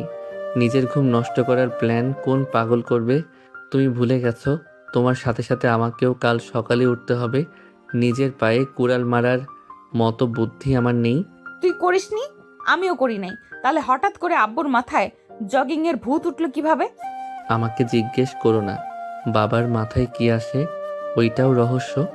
না না না, এটা কোনোভাবেই স্বাভাবিক না। আর আমি এটা পারবো না। শুনছিস, আমি কখনোই ভোর 5টায় উঠে জগিং করতে পারবো না। তুই কিছু একটা কর, যেভাবেই হোক আব্বুকে রাজি করাতে হবে। পাগল নাকি তুমি? নিজের বাবাকে তুমি নিজে না বলে আমাকে কেন বলাচ্ছ? আমি বললে তো বড় বাবা আমার শিক্ষা দিবে জীবনের। মানে তুই বলবি না? আমি ভেবে চিন্তেই বলছি আমি পারবো না। ঠিক আছে, তুই না বললে আমি এখনই গিয়ে তোর বাবা মাকে বলি। তাদের ছেলে কত গর্বের কাজ করেছে গোপনে গোপনে। হারে আপু, বারবার আমাকে এই নিয়ে ব্ল্যাকমেল করো না। একবার বন্ধুদের প্রলোভনে ভুল করেছি বলে কি আজীবন শাস্তি খাবো? 1 সেকেন্ডের ভুল সারা জীবনের কান্না হতে পারে। তাই মুখ বন্ধ রাখো। আমাকে এই জগিং থেকে বাঁচাতে তোর কিছু একটা করতে হবে। গাড়ি এসে থামে ভার্সিটির পথে। গাড়ি এসে থামতেই দুজন আর কোনো কথা না বলে উঠে বসলো। পুরো রাস্তা তারা কেউ কারোর দিকে তাকায় না। একটা বিব্রত, একটা রাগ, একটা ঝামেলা, সব জট বাকি আছে। গাড়ি থামতেই দুজন একসাথে বের হলো, যা দেখে বাকি স্টুডেন্টরা চোখ বড় বড় করে। কারণ এই দুজন সারা জীবন আলাদা আলাদা চলে, একসাথে নামছে একই গাড়ি থেকে। তাদের বন্ধুরা তো হতবাক। তুলি হাসতে হাসতে ঈশানের কাছে এসে হঠাৎই তার হাত ধরে ফেল। ঈশান প্রথমে অস্বস্তিতে পড়ল, পরে একটা বোকাশোকা হাসি দিয়ে হাতটা শক্ত করে ধরে ফেলল এবং দুজনে হেঁটে ঢুকে গেল। আজকে পুরো ক্যাম্পাসের আলোচনার কেন্দ্রবিন্দু ঈশান আর তুলি। তার দুজনেই যখন সামনের দিকে এগিয়ে যাচ্ছিল, এমন সময় তাদের সামনে একজন ছেলে এসে দাঁড়ায় এবং বলতে শুরু করে, ওই তুই হাত ছাড় বলছি। এই সাহস তোর হলো কিভাবে? তুই আমার জানের হাত ধরেছিস।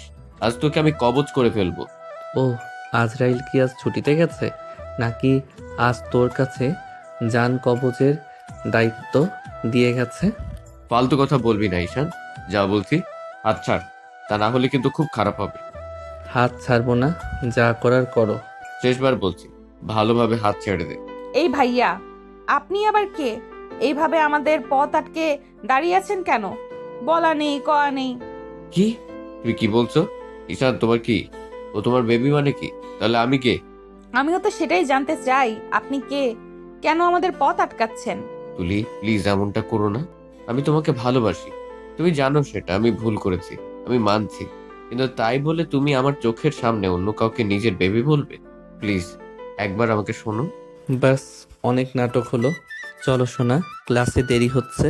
ঈশান হাত ছাড়ো বলছি। আপনি কে যে ঈশান আমার হাত ছাড়বে কি ছাড়বে না সেটা আপনি ঠিক করবেন? জানিয়ে রাখছি, ঈশান আমার হাত ছাড়বে না। আমি ছাড়বো কি না আমি সিদ্ধান্ত নেব। আর দেখুন, আপনার জান সোনা তাসনিম না কি যেন নাম, ওই দেখুন দূর থেকে তাকিয়ে আছে। আপনি যদি আমার পেছনে এইভাবে ঘুরে বেড়ান, ওটা যদি আপনার তাসনিম দেখে ফেলে, তাহলে আপনাদের সম্পর্কটা থাকবে তো? তুলির আগে ফুঁসতে ফুঁসতে ঈশানের হাত টেনে নিয়ে সেখান থেকে চলে গেল। রবিন স্থির হয়ে দাঁড়িয়ে রইল, তার চোখে হতাশা, দুঃখ আর হেরে যাওয়ার যন্ত্রণা। দুজনেই চলে যাওয়া পর্যন্ত সে শুধু তাকিয়ে থাকলো নিঃশব্দে। তুলি আর ঈশান একসাথে কিছু দূর হেঁটে আসে, চারপাশে কেউ নেই বুঝতে পেরে দুজনই একটু দূরে সরে দাঁড়ায়। ঠিক তখনই তুলির ভেতর যে দুষ্টামি জমেছিল তা বেরিয়ে আসে। সে একবার ঈশানের দিকে তাকায়, তারপর মাথা নিচু করে হেসে গড়াগড়ি খেতে থাকে। সেই হাসি যেন পুরো সকালটাকে আলো করে দেয়। ঈশান দাঁড়িয়ে অবলোক চোখে শুধু তাকিয়ে থাকে তুলির সেই মায়াবী হাসিটা দেখে।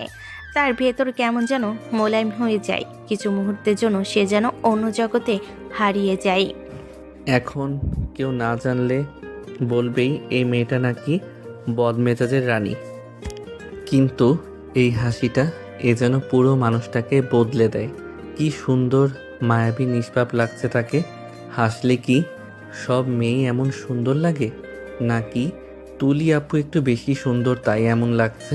আর সত্যি কথা কি জানো, যদি কেউ আজকে এই মুখটা দেখে, তারা কখনোই বিশ্বাস করবে না যে এই মেয়েটাই গতকাল রাতে আমাকে যেভাবে ব্ল্যাকমেইল করেছিল, কি ভয়ঙ্করভাবে আটকে ফেলেছিল। কিন্তু আজ যেন আরেকজন মানুষ। তুলির হাসি একসময় একটু কমে আসে। হঠাৎই তার চোখ গিয়ে পড়ে ঈশানের দিকে। দেখে যে ছেলেটা যেন কোনো জাদুতে আটকে গেছে, অদ্ভুত দৃষ্টিতে তাকিয়ে আছে তার দিকে। এদিকে তুলির মুখের হাসিটা আরও চওড়া হয়। সে ধীরে ধীরে ঈশানের দিকে এগিয়ে আসে। ঠিক সামনে এসে দাঁড়াতেই ঈশানের চোখের সামনে তুলির চুল উড়ে এসে পড়ে। ঈশান স্তব্ধতা ভেঙে বাস্তবে ফিরে আসে। এদিক ওদিক তাকাই, গলা শুকিয়ে আসে, তারপর আমতা আমতা করে। কি হয়েছে? এভাবে কাছে আসছেন কেন? আরে ওহে বাচ্চা, তুই এমন তোতলাচ্ছিস কেন? কি হয়েছে? দেখা যাচ্ছে তুই চুরি করতে গিয়ে হাতে নাতে ধরা খাচ্ছিস। কি সব আজে বাজে বলছেন? আর আজকে সকালের সামনে আমাকে নিজের বয়ফ্রেন্ড হওয়ার অভিনয় করতে বললেন কেন? মাথায় কি চলছে আপনার? কি মতলব? কিছু তো বলুন। গাধা, এসব তুই বুঝবি না। তবে আজকে তুই যে অভিনয় করেছিস, বাপ রে, একদম রিয়েল। আমি ভাবছি তোর একটা ট্রিট দিব। ট্রিট দিবেন? আমার পাওনা মানে? আরে এত ভালো অ্যাক্টিং করলি, তাই তো একটা ট্রিট তোর প্রাপ্য। আমি কারো পাওনা রেখে দেই না। যার পাওনা তাকে সুদে আসলে ফেরত দেই, বুঝছিস? না, আপনার ট্রিট লাগবে না আমার। আপনি রাখেন আপনার ট্রিট। ঈশানের কথা শেষ হতেই তুলি আর এক সেকেন্ডও দাঁড়ায় না, দ্রুত গতিতে চলে যায়। তবে যাওয়ার সময় পিছন ফিরে ঈশানের দিকে একবার বেশ ভালো করে তাকায়, চোখের ইশারায় বলে যায় নিচে দাঁড়িয়ে থাকবি। তুলি চোখের আড়ালে যেতেই ঈশান মাথা চুলকে হালকা হাসে। মনে হয় সেও বুঝতে পারছে না কেন তুলির সব কিছু তার কাছে এমন অদ্ভুত লাগছে। অবশেষে সে ক্লাসের দিকে হাঁটে, কিন্তু ক্লাসরুমের দরজা পেরোনোর আগেই তার বন্ধুরা তাকে ঘিরে ধরে। কি রে মামা, কোন সময়, কোন দিন, কোন বছর থেকে শুরু করছিস? কিছুই জানাইলি না। কি বলছিস তোরা? কবে, কখন, কি? আরে তোলে তোলে টেম্পু চালাস আর আমরা কইলে হরতাল, মানে সব আমাদের অজান্তে। থাম তোরা, বাজে কথা বন্ধ কর। ওই দেখ স্যার ঢুকতেছে, চল ক্লাসে যাই। আরে দাঁড়া, একটা কথা বল। তুলি আপু তো তোর থেকে বয়সে বড়, তাই না? তাহলে কিভাবে সিনিয়র আপুর তোর মতো একটা পিস্তির সাথে জড়ালো? আর তুই বা কিভাবে পটাইলি বল, এখনই বল। ছি, ভাষার কি অবস্থা তোদের? ভুলে যাস না, তুলি আপু আমার বড় বোনের মতো। উফ, চাচা তো বোন, নিজের বোন না তো। আর বোনকে বউ বানাচ্ছিস তুই, আমরা না। ক্লাসের দরজা ধাক্কা দিয়ে বাইরে বের হতেই তুলি থমকে দাঁড়ায়। দুপুরের রোদ মাঠের ঘাসে লেগে চকচক করছে, আর সে মাঠের ঠিক মাঝখানে দাঁড়িয়ে আছে ঈশান, হাত দুটো পকেটে, চোখ অন্য কোথাও, অন্য মনস্ক হয়ে কিছু একটা ভাবছে, যেন পৃথিবীর আর কিছুই তার চোখে নেই। তুলি দূর থেকে এই দৃশ্য দেখে এক অদ্ভুত প্রশান্তি অনুভব করলো। ধীরে ধীরে ঈশানের দিকে এগিয়ে এলো, কাছে যেতেই হালকা করে মুচকি হাসলো। তারপর দুহাতের একটাকে বাড়ি ঈশানের কাঁধে আলতো করে স্পর্শ করলো। ঈশান হঠাৎ চমকে উঠল, তবে চমকটা মুখে ফুটলো, চোখে ফুটলো না, কারণ সে জানতো কে এসেছে। তাই কোনো দিকে না তাকিয়ে সেই পরিচিত ভঙ্গিতে বলল, জানেন কখন থেকে দাঁড়িয়ে আছি এখানে আপনার জন্য? সেই যে ক্লাস শুরু হবার আগে খুব বড় বড় কথা বললেন, এইবার আমি ঠিক সময় আসব। আর এখন এই তো আধ ঘন্টা পরে রাজকুমারীর আগমন হলো। আমাকে এমন করে বিরক্ত করে কি আনন্দ পান বলেন তো? সত্যি বলছি, মাঝে মাঝে মনে হয় আপনি ইচ্ছা করে আমাকে জ্বালান। আরে গাধা, তুই কি আমার ভালোবাসাটা বুঝিস না? তোকে যে আমি কতটা ভালোবাসি সেটা তোকে একটু না খোঁচালে বোঝানো যায়? আমি তোকে দেরি করাই না, আমি তো চাই তুই আমার জন্য অপেক্ষা কর। অপেক্ষা করলে যে মানুষটা একটু একটু করে আরো আপন হয়ে যায়, সেটা বুঝিস না? তুলি এবার ঈশানের কাঁধে মাথা হেলিয়ে বলল, আর শোন, এটা কিন্তু দেরি নয়, এটা তোকে ভালোবাসার এক্সট্রা সময় দেওয়া। এত বাজে কথা আপনি কিভাবে বলেন এভাবে? আর হ্যাঁ, প্লিজ প্লিজ শুনেন, এখন একটু দূরত্ব বজায় রেখে চলবেন। এই যে ক্লাসের সামনে, মাঠের মাঝখানে এমন আচরণ করেন, মানুষ তাকিয়ে থাকে, আমি লজ্জা পাই না নাকি? ঈশানের এমন কথাই তুলি পুরোপুরি থেমে যায়। তার চোখে বিরক্তির ঝিলিক, ঠোঁটের কোণে রাগ জমে ওঠে। এক পা এগিয়ে এসেও সে ঈশানের দিকে তাকিয়ে ঠোঁট কামড়ে শব্দ করে বলল, দেখ, এখন যদি আর একটা বাজে কথা বলছিস তাহলে শুধু হাত না, তোর গলা জড়িয়ে ধরবো। আর সেটা আদর না, সত্যিকারের মারধরও হতে পারে, বুঝলি? তুলির চোখে রাগের ঝিলিক চিকচিক করছে, কিন্তু ঈশান বুঝে গেছে এই রাগের মধ্যে লুকিয়ে আছে হাসি, অভিমান আর ছোট্ট ভালোবাসা। এই না না, ঠিক আছে ঠিক আছে, আর বলবো না কিছু, চলেন চলেন যাই। আপনি না রেগে গেলে আমার দিনটাই ভালো যায় না। আর গলা জড়িয়ে ধরা মানে মানে আপনি যে কিছু করতেই পারেন, সেটা আমি ভালো করেই জানি। এখন চলুন, আপনার এই রাজকীয় রাগ নিয়ে না গেলে আবার ঝড় তুলবেন। এইভাবেই রাগ, অভিমান, মজা আর ভালোবাসা নিয়ে দুজন পাশাপাশি হাঁটতে শুরু করলো। মাঠের রোদ তাদের ছায়া দুটো লম্বা হয়ে মিশে গেল একসাথে, যেন তাদের গল্পটাও ঠিক এমনভাবে মিশে যাচ্ছে। তুলি ঈশানে জোর করে রেস্টুরেন্টে নিয়ে যায় তাকে ট্রিট দেওয়ার জন্য। ঈশান প্রথমে যেতে চাচ্ছিল না, কিন্তু পরে তুলি জোরাজুরিতে আর না করতে পারে না। সে তুলির সাথে রেস্টুরেন্টে যায়। তুলি নিজের পছন্দ মতো সব খাবার অর্ডার দেয়, আর তারা দুজন গল্প করতে করতে খাচ্ছিল। এমন সময় তুলি লক্ষ্য করলো ঈশানের ঠোঁটের কোণে খাবারের ছোট্ট একটা অংশ লেগে আছে। এটা দেখে সে নিজের হাতের আঙ্গুল দিয়ে ইশারা করে বোঝাতে চাইল, কিন্তু ঈশান ঠিকমতো বুঝতে পারল না। সে শুধু মুখে হাত দিয়ে ঘাটাঘাটি করলো, কিন্তু পরিষ্কার করতে পারল না। পরবর্তীতে তুলি নিজেই উঠে গিয়ে টিস্যু বক্স থেকে একটা টিস্যু বের করলো, তারপর ধীরে ধীরে ঈশানের ঠোঁটের কোণে লেগে থাকা ভাতের অংশটা মুছে দিল। সেই মুহূর্তে তুলির মুখ ঈশানের মুখের খুব কাছাকাছি চলে আসে। দুজনের চোকাচুকি হয় এবং দুজনের স্থির হয়ে একে অপরের দিকে তাকিয়ে থাকে। কিছুক্ষণ এভাবেই সময় কেটে যায়। হঠাৎ ওয়েটারের ডাকে তাদের ধ্যান ভেঙে যায়। দুজনেই বেশ ইতস্তত হয়ে যায়। এই দৃশ্যটা দূরের এক কোণে টেবিলে একজন পুরুষ গভীরভাবে লক্ষ্য করছিল। তিনি আর কেউ নন, তুলির বাবা। তুলির বাবার আজ একটা বিজনেস মিটিং ছিল, যা তিনি বাইরের রেস্টুরেন্টে করার সিদ্ধান্ত নিয়েছিলেন। সেই পরিকল্পনা মতো তিনি তার বিজনেস পার্টনারদের নিয়ে এসেছিলেন এই রেস্টুরেন্টে। এমন সময় দুটো পরিচিত কণ্ঠ তার কানে ভেসে এলো। সামনে তাকিয়ে দেখলেন তুলি আর ঈশান নিজেদের মধ্যে দুষ্টামি করছে এবং খাওয়া দাওয়া করছে। শুরুতে তিনি বিষয়টা স্বাভাবিকভাবে নিলেন, কিন্তু সময়ের সাথে সাথে তাদের আচরণ, চোকাচুকি, হাসি এসব তার কাছে খুব স্বাভাবিক লাগলো না। যে মানুষটা বিচক্ষণ তিনি দূর থেকে পৌঁছে গেলেন এমন কিছু যা তুলি আর ঈশান তখনও বুঝতে পারেনি। তাদের দুজনের মাঝেই এখন এক অদ্ভুত টান তৈরি হচ্ছে, হয়তো অনুভূতি। সেদিনের মতো বিষয়টা তিনি মনে রেখে দিলেন। ঈশান বারবার তুলিকে প্রশ্ন করছিল, কেন সে তাকে ব্ল্যাকমেল করে আজ তার বয়ফ্রেন্ড সাজালো? আর ওই রবিনী বা কেন এত অধিকার দেখাচ্ছিল তুলির ওপর? ঈশানের এসব প্রশ্নের উত্তর না পাওয়ায় সে আরও অস্থির হয়ে পড়েছিল, কিন্তু কোথাও একটা বাধা কাজ করছিল, তাই সে তার অনুভূতি প্রকাশ করতে পারছিল না। তুলি আপু প্লিজ, এবার অন্তত বলো তুমি কেন আজকে আমাকে তোমার বয়ফ্রেন্ড হওয়ার অভিনয় করতে বললে? আর রবিনী বা কেন বারবার তোমাকে জান জান বলছিল? তুই তো দেখছি নাছোড় বান্দা, তোকে না বললে তুই আর ছাড়বিই না, সেটা বুঝে গেছি। আচ্ছা শোন, ওই অভিনয়ের বাচ্চা কয়েকদিন ধরে আমাকে প্রপোজ করছিল। আমি বারবার নিষেধ করলেও সে শুনছিল না। আমি জানি রবিনের চরিত্র ভালো না, সে একের বেশি মেয়ের সাথে সম্পর্কে আছে।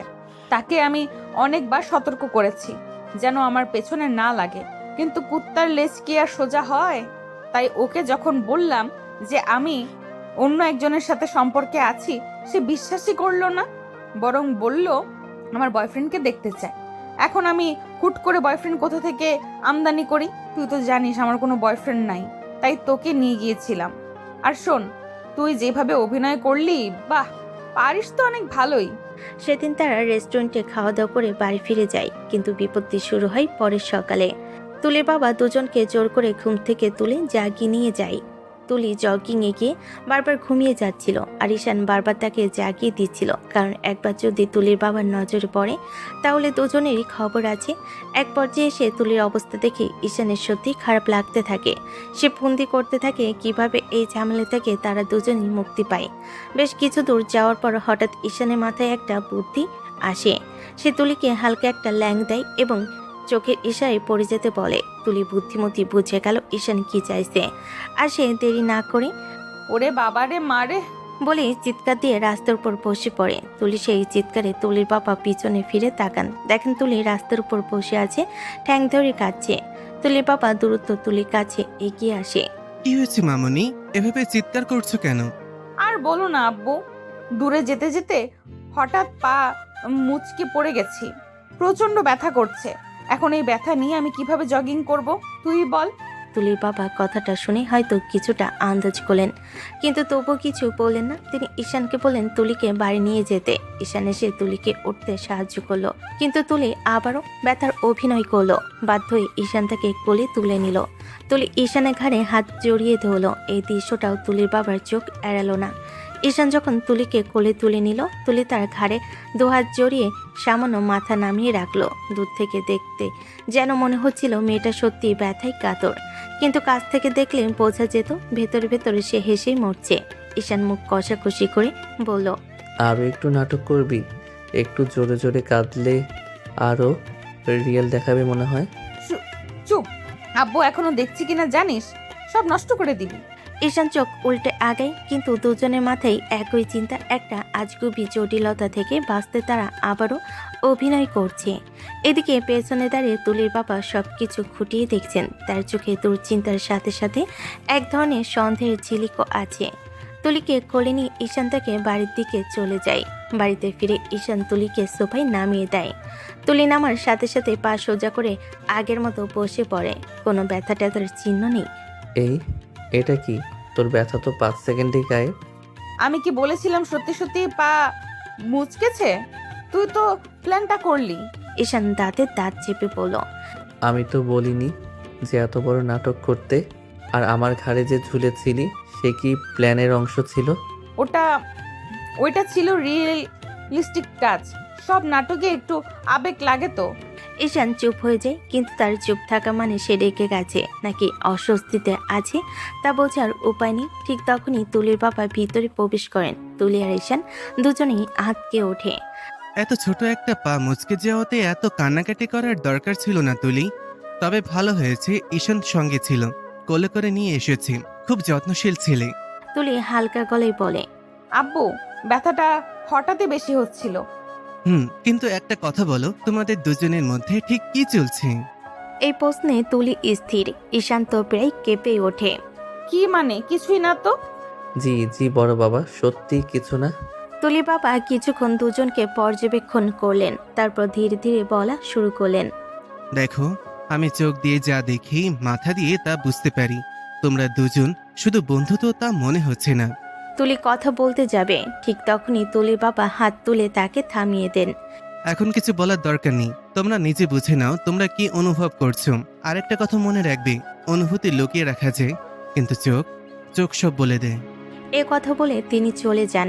রুমে এখন শুধু তুলি আর ঈশান, দুজনেই স্থির, কোনো কথা নেই, শুধু নীরবতা। দেখলি, তোকে নিয়ে ঝামেলায় পড়তেই হবে। আমার দোষ? তুমি না আমাকে টেনে নিয়ে চলেছো একটার পর একটা নাটকে।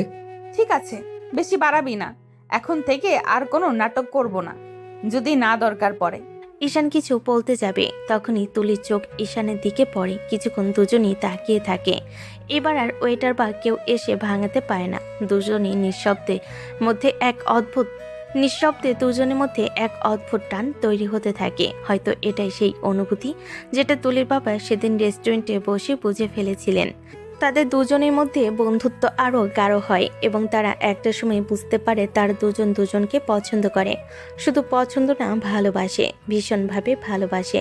তুলি আর ঈশান যেন একে অপরকে ছাড়া থাকতে পারতো না। একদিন হঠাৎ করে তুলির বাবা ঈশানকে তার ঘরে ডেকে পাঠান। ঈশান গেটের কাছে গিয়ে অনুমতি নিয়ে ঘরে প্রবেশ করে। ঈশান যাওয়ার পরে তুলির বাবা বলে, এভাবে কেন বলছেন বড় বাবা? আপনি আমাকে যা খুশি জিজ্ঞেস করতে পারেন, আমি ঠিক ঠিক উত্তর দেব। তুমি কি তুলিকে ভালোবাসো? জি বড় বাবা, আমি তুলি আপুকে ভীষণ ভালোবাসি। ঈশান, তুমি কি ভুলে যাচ্ছ তুলি তোমার থেকে বয়সে বড়? তুমি কিভাবে তার সম্পর্কে এমন ধারণা রাখতে পারো? সরি বড় বাবা, কিন্তু ভালোবাসা কখনো বয়স মানে না। তুলি আপুকে ভালোবাসি এবং তুলি আপুও আমাকে ভালোবাসে। তোমার এই ভালোবাসার দাম পৃথিবী কখনো দেবে না, সমাজও না।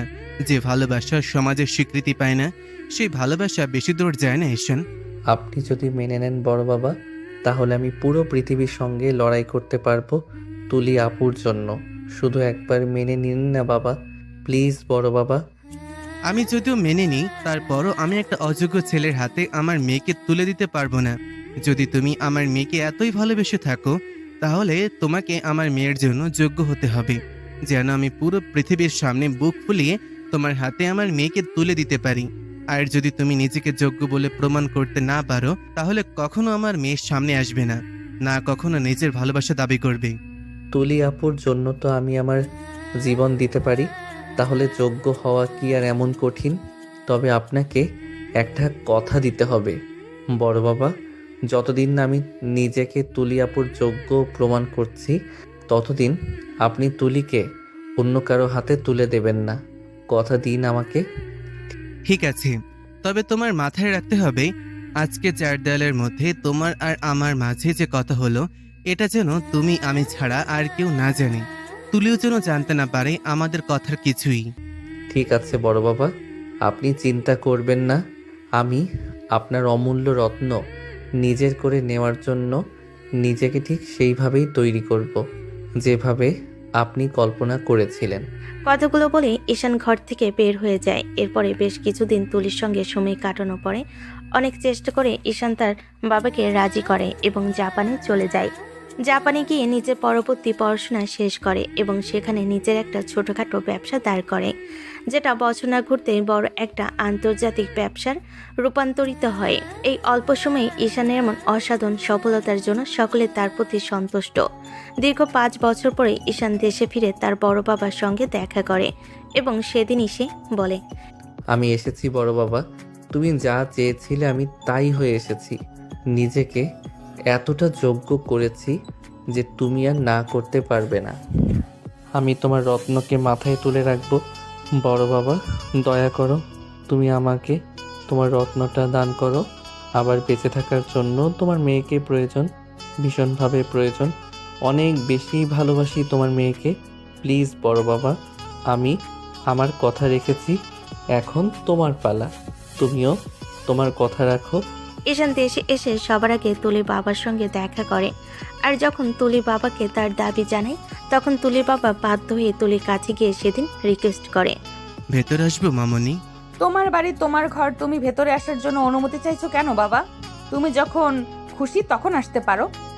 আজকে জীবনে প্রথম আমি তোমার কাছে কিছু চাইবো মামনি, তুমি কি আমাকে সেটা দেবে? এমন করে বলছো কেন বাবা? তুমি শুধু অর্ডার করো, আমি তোমার জন্য নিজের জীবনও দিয়ে দিব। আমি জানি মামনি, কিন্তু এখন আমার তোমার জীবন নয়, তোমার থেকে একটা কথা লাগবে। আমি তোমার জন্য ছেলে ঠিক করেছি, আমি চাই তুমি তাকে বিয়ে করবে। তুলির বাবা হঠাৎ এমন করে বলে তুলি অবাক হয়ে যায়। সে কিভাবে রিয়াকশন দেবে ভুলে যায়। কিছুক্ষণ নীরব থাকার পরে বলে, অনেক তো নিজের মনের মতো করে চললাম, এখন না হয় তোমার মনের মতো চলি। ঠিক আছে বাবা, তুমি বিয়ের ব্যবস্থা করো। তুমি যার সাথে বলবে, যেখানে বলবে, আমি বিয়ে করে নিব। আলহামদুলিল্লাহ মামনি, আমার মান রাখলে তুমি, না হলে আমি অনেক বিপদে পড়ে যেতাম। কারণ আমি তাকে কথা দিয়েছিলাম আমি তোমার সঙ্গে তার বিয়ে দেব। আমি চাইছিলাম মামনি আজকেই তোমাদের বিয়েটা হোক, যদি তোমার কোনো আপত্তি না থাকে। আজকেই? হ্যাঁ মামনি, আজকেই। কোনো সমস্যা আছে? থাকলে বলতে পারো। না বাবা, কোনো সমস্যা নেই। তবে বলছিলাম এত তাড়াতাড়ি? ঠিক আছে, তুমি যখন সিদ্ধান্ত নিয়েছো তার মানে সব ঠিকই থাকবে। তুলি তার বাবার কথা মতো বিয়ের আসরে বসে পড়ে। বিয়ের আগে সে তার হবু বরকে দেখেনি পর্যন্ত। বিয়ের পরে সে যখন প্রথম তার হবুর বরকে দেখে, সে কি রিয়াকশন দেবে তাও ভুলে যায়। সে নিজের চোখকে বিশ্বাস করতে পারে না, কারণ যে ছেলেটা তাকে একদিন একা করে নিঃস্ব করে চলে গিয়েছিল, উধাও হয়ে গিয়েছিল, আজকে সেই মানুষটাকেই তার সামনে দাঁড়িয়ে থাকতে দেখতে পায়। সেদিন তুলি তার বাবার কথা শুনে নিজের ভুল বুঝতে পারে, যে কষ্ট শুধু সে একাই পায়নি, তাকে শুধু নিজের করে পাওয়ার জন্য ঈশানকে ঠিক কতটা কষ্ট সহ্য করতে হয়েছে সেটা হয়তো সে কল্পনাও করতে পারছে না। এরপরে বেশ কিছুদিন বেড রেস্ট থাকার পরে ডাক্তার তাকে ডিসচার্জ করে দেয়। তুলি বাড়ি আসার পরে ঠিকমতো ঈশানের দিকে চোখ মেলাতে পারছিল না। তুলি কেন যেন ভেতরে থেকে মনে হচ্ছিল সে হয়তো ঈশানের অপরাধী। ঈশান যে একদিন এত কষ্ট সহ্য করেছে, তার পরিবার থেকে দূরে থেকেছে, তার জন্য একমাত্র দায়ী কেবল তুলি। আর সে এতদিন শুধুমাত্র ঈশানকে ভুল বুঝে এসেছে, কিন্তু ঈশান তার জন্য যে ঠিক কি স্যাক্রিফাইস করেছে সেটা হয়তো তুলি অনুভব করতে পারেনি এখনো পর্যন্ত। তুলি বাড়িতে আসার পরে তুলি ঈশানের থেকে পালিয়ে বেড়াচ্ছে। সে কোনোভাবেই ঈশানের সামনে দাঁড়িয়ে তার চোখের দিকে চোখ রেখে কথা বলতে পারবে না, কিন্তু ঈশান বারবার তুলিকে খুঁজে বেরিয়েছে একটাবার তাকে চোখে দেখার জন্য। ঈশান অনেক চেষ্টা করেছে তুলির সঙ্গে কথা বলার, কিন্তু সুযোগ হয়ে ওঠেনি। কথা বলা তো দূর থাক, কখনো তুলি ঠিকমতো দেখতেও পায়নি। এরপর ঈশান মনে মনে পরিকল্পনা করে, অনেক হয়েছে আর না, এই মেয়েটা কি ভেবেছে কি নিজেকে। ঈশান নিজের মনে মনে ভাবে, অনেক হয়েছে, অনেক পালিয়ে বেরিয়েছো তুমি আমার থেকে, নিজেকে লুকিয়ে রেখেছো বারবার, কিন্তু না আর না, তোমাকে এবার আমার কাছে ধরা দিতেই হবে। কোথায় আছেন? আঙুল সোজা করে যদি কাজ না হয় তবে আঙুল বাঁকা করতে হয়, এখন তোমার জন্য তাই করতে হবে। ঈশান মনে মনে এসব কথা ভেবে শয়তানি মার্কা একটা হাসি দিয়ে পরবর্তী পরিকল্পনা অনুযায়ী কাজে লেগে পড়ে। তুলি রাতে খাওয়া দাওয়া করার পরে বেলকনিতে হাঁটাহাঁটি করছিল, এমন সময় তুলির মোবাইলে এসএমএস আসায় একটি নোটিফিকেশন আসে। তুলি অবাক হয়ে এমন সময় তাকে আবার কে এসএমএস করলো। হঠাৎ করে তুলি ফোনটা হাতে নিয়ে দেখে তার ফোনে একটা নোটিফিকেশন এসেছে, কেউ একটা ছবি এসএমএস করেছে। তুলি নোটিফিকেশনটা অন করে দেখে, ছবিটা দেখে তার হাত পা পুরো শরীর কেঁপে ওঠে, হাত থেকে ফোনটা নিচে পড়ে যায়। সে আর এক মুহূর্ত দেরি না করে ছুটে বেরিয়ে যায়। তুলি ছুটে বেরিয়ে তার বাড়ির সামনে গার্ডেনের দিকে যায়, গিয়ে দেখে গার্ডেনের দোলনাতে তার ঠিক উল্টো পাশ হয়ে একটা ছেলে এবং একটি মেয়ে বসে আছে। তুলির আগে গজগজ করতে করতে দোলনার দিকে এগিয়ে যায় এবং কর্কশ গলায় বলে, খুব তো এতদিন ভালোবাসি ভালোবাসি বলে কানের পোকা মেরে দিচ্ছিলি, আজ কি হলো তোর? ভালোবাসার সব জানলা দিয়ে পালিয়ে গেল? কি করব বলো সুইটহার্ট, বিয়ে করার পরেও যদি ব্যাচেলর হয়ে থাকা লাগে তাহলে তো এই কষ্ট আর সমাজকে বলার মতো না। বিয়ের পর আমি এখনও ব্যাচেলর আছি, এটা তো আর সমাজ বুঝবে না। দুদিন পর যদি সমাজকে কোনো সুখবর দিতে না পারি তাহলে তো আমার দিকে আঙুল উঠবে, তাই না বলো? ঈশানের বাচ্চা, খুব বার বেড়েছিস তাই না? তোকে দেখাচ্ছি মজা। কয়েকদিন ভালো মানুষই কি করেছি, তুই তো মাথায় চড়ে বসেছিস। দাঁড়া তোকে দেখাচ্ছি মজা। তার আগে বলতো এই মেয়েটা কে রে? তুলি ঈশানকে আর কোনো কথা বলার সুযোগ না দিয়ে ওখান থেকে এগিয়ে যায় এবং মেয়েটিকে উঠিয়ে যেই না চর মারতে যাবে অমনি মেয়েটিকে দেখে সে থমকে যায়। এরপর তুলি একবার ঈশান তো একবার ওই মেয়েটির দিকে তাকিয়ে বলে, এসা তুমি এখানে? জি ম্যাডাম, আপনার শোকে তো ভাই আমার পুরো কাঠ হয়ে যাচ্ছিল। আপনার দর্শনই পাচ্ছিলাম না, তাই তো প্ল্যান করে আপনাকে ঘর থেকে বের করে নিয়ে আসা হয়েছে। তার মানে এই সব কিছু তোমাদের প্ল্যান? তোমরা প্ল্যান করে আমাকে কষ্ট দিচ্ছিলে তাই না? জি না ম্যাডাম, একটু ভুল বললেন। কষ্ট আপনাকে দেওয়া হয়নি, কষ্ট দিয়েছেন আপনি আমাদের ঈশান স্যারকে। কেন আপনি তার সামনে আসছিলেন না? আপনি জানেন আপনাকে একবেলা ঠিক মতো দেখতে না পেয়ে গলা কাটা মুরগির মতো কষ্ট পেয়েছে ছেলেটা। এবার আর কোনো কষ্ট নয়, নিজেদের মধ্যে যা ঝামেলা আছে সব মিটিয়ে দাও। এসা চলো তো, এবার আমরা যাই টুনাটুনিকে তাদের সংসার বুঝিয়ে নিতে দিই। তুলি আর ঈশানকে কোনো কথা বলতে না দিয়ে রবিন ঈশান হাত ধরে নিয়ে চলে যায়। এতক্ষণ পাশে দাঁড়িয়ে থেকে ঈশান মুচকি মুচকি হাসছিল। রবিন ঈশা চলে যাওয়ার পরে সে শব্দ করে হেসে দেয়। ঈশানের হাসি দেখে তুলি অভিমানী স্বরে বলে, খুব হাসি পাচ্ছে তাই না? থাকুন আপনি একা, আমি আসছি। তুলি যেই না পিছন ঘুরে বাড়ির উদ্দেশ্যে রওনা দিবে অমনি ঈশান তুলির হাত ধরে ফেলে এবং তুলিকে টান দিয়ে নিজের বুকের উপর ফেলে দেয় এবং এক হাত তুলে শাড়ির আঁচল ভেদ করে মাজায় রাখে। হঠাৎ মাঝে এমন ঠান্ডা স্পর্শে তুলি পুরো শরীরে যেন বিদ্যুতের শক লাগে। তুলি পুরো কেঁপে ওঠে এবং চোখ বন্ধ করে ঈশানের কলার খামচে ধরে। ঈশান তুলির এমন অবস্থা দেখে হঠাৎ তার ঠোঁটের কোণে একটা হাসি রেখা ফুটে ওঠে। চারিদিকে মৃদু বাতাসে তুলির সামনে বেবিহার গলা এসে তুলির মুখে পড়ছিল। ঈশান অন্য হাত দিয়ে সেটা খুব যত্ন করে তুলির কানে গুজে দেয়। এরপর ঈশান হালকা করে তুলে চোখের পাতায় চুমু এঁকে দেয়। এরপর আস্তে আস্তে তুলির সমস্ত মুখে চুমু এঁকে দেয়। হঠাৎ ঈশান ভালো করে লক্ষ্য করে দেখে সমস্ত শরীর কাঁপছে, যাতে তুলির ঠোঁটো। ঈশান আর সময় নষ্ট না করে তুলির ঠোঁটে নিজের ঠোঁট ডুবিয়ে দেয়। তুলি আর বেশি শক্ত করে ঈশানকে আঁকড়ে ধরে। এরপর সে নিজেও ঈশানের সাথে রেসপন্স করতে থাকে। ঈশান যখন বুঝতে পারে তুলি নিজেও রেসপন্স করছে তখন সে তুলিকে ছেড়ে দেয়। হঠাৎ এভাবে ছেড়ে দেওয়ায় তুলি অবাক হয়ে যায়, এই ঈশানের দিকে তাকায়। ঈশান লক্ষ্য করে দেখে তুলি তার দিকে প্রশ্নাত্মক দৃষ্টিতে তাকিয়ে আছে। ঈশান বলল, সরি তুলি, আমি না চাইতেও তোমাকে অনেক কষ্ট দিয়ে ফেলেছি। প্লিজ আমাকে মাফ করে দাও, আমাকে প্লিজ একটা সুযোগ দাও। কথা দিচ্ছি আর কখনো কোনো দিন কোনো অভিযোগের সুযোগ দিব না। একটাবার ভরসা করে দেখো। ঈশানের কথা শুনে তুলি দ্রুত ঈশানের কাছে এগিয়ে যায় এবং ঈশানের গলা ধরে নিজের কাছে নিয়ে এসে ওখানেই ঠোঁটে হালকা করে চুমু দিয়ে বলে, আমি সরি, আমি শুধু নিজের কষ্টটাকে বড় করে দেখেছি, যার জন্য এতদিন তোমাকে অনেক কষ্ট দিয়েছি। তুমি আমাকে ক্ষমা করে দিও প্লিজ। ক্ষমা করে দিতে পারি একটা শব্দে, যদি পেন্ডিং থাকা বাসরের অনুমতি আজকে মিলে তাহলে। আমি তো জানতাম কেউ কারো প্রাপ্য নিজের কাছে রাখে না, তাকে বুঝিয়ে দেয়। তাহলে আমারও বেলায় কেন এত অন্যায় অবিচার? তবে কি আমি আমার প্রাপ্যটা বুঝে পাবো না? কাউকে কি আটকে রাখা হয়েছে তা প্রাপ্য বুঝে না নেওয়ার জন্য? সে যদি এখন তার প্রাপ্য বুঝে নিতে লেট করে তাহলে এর দায়ভার কে নিবে?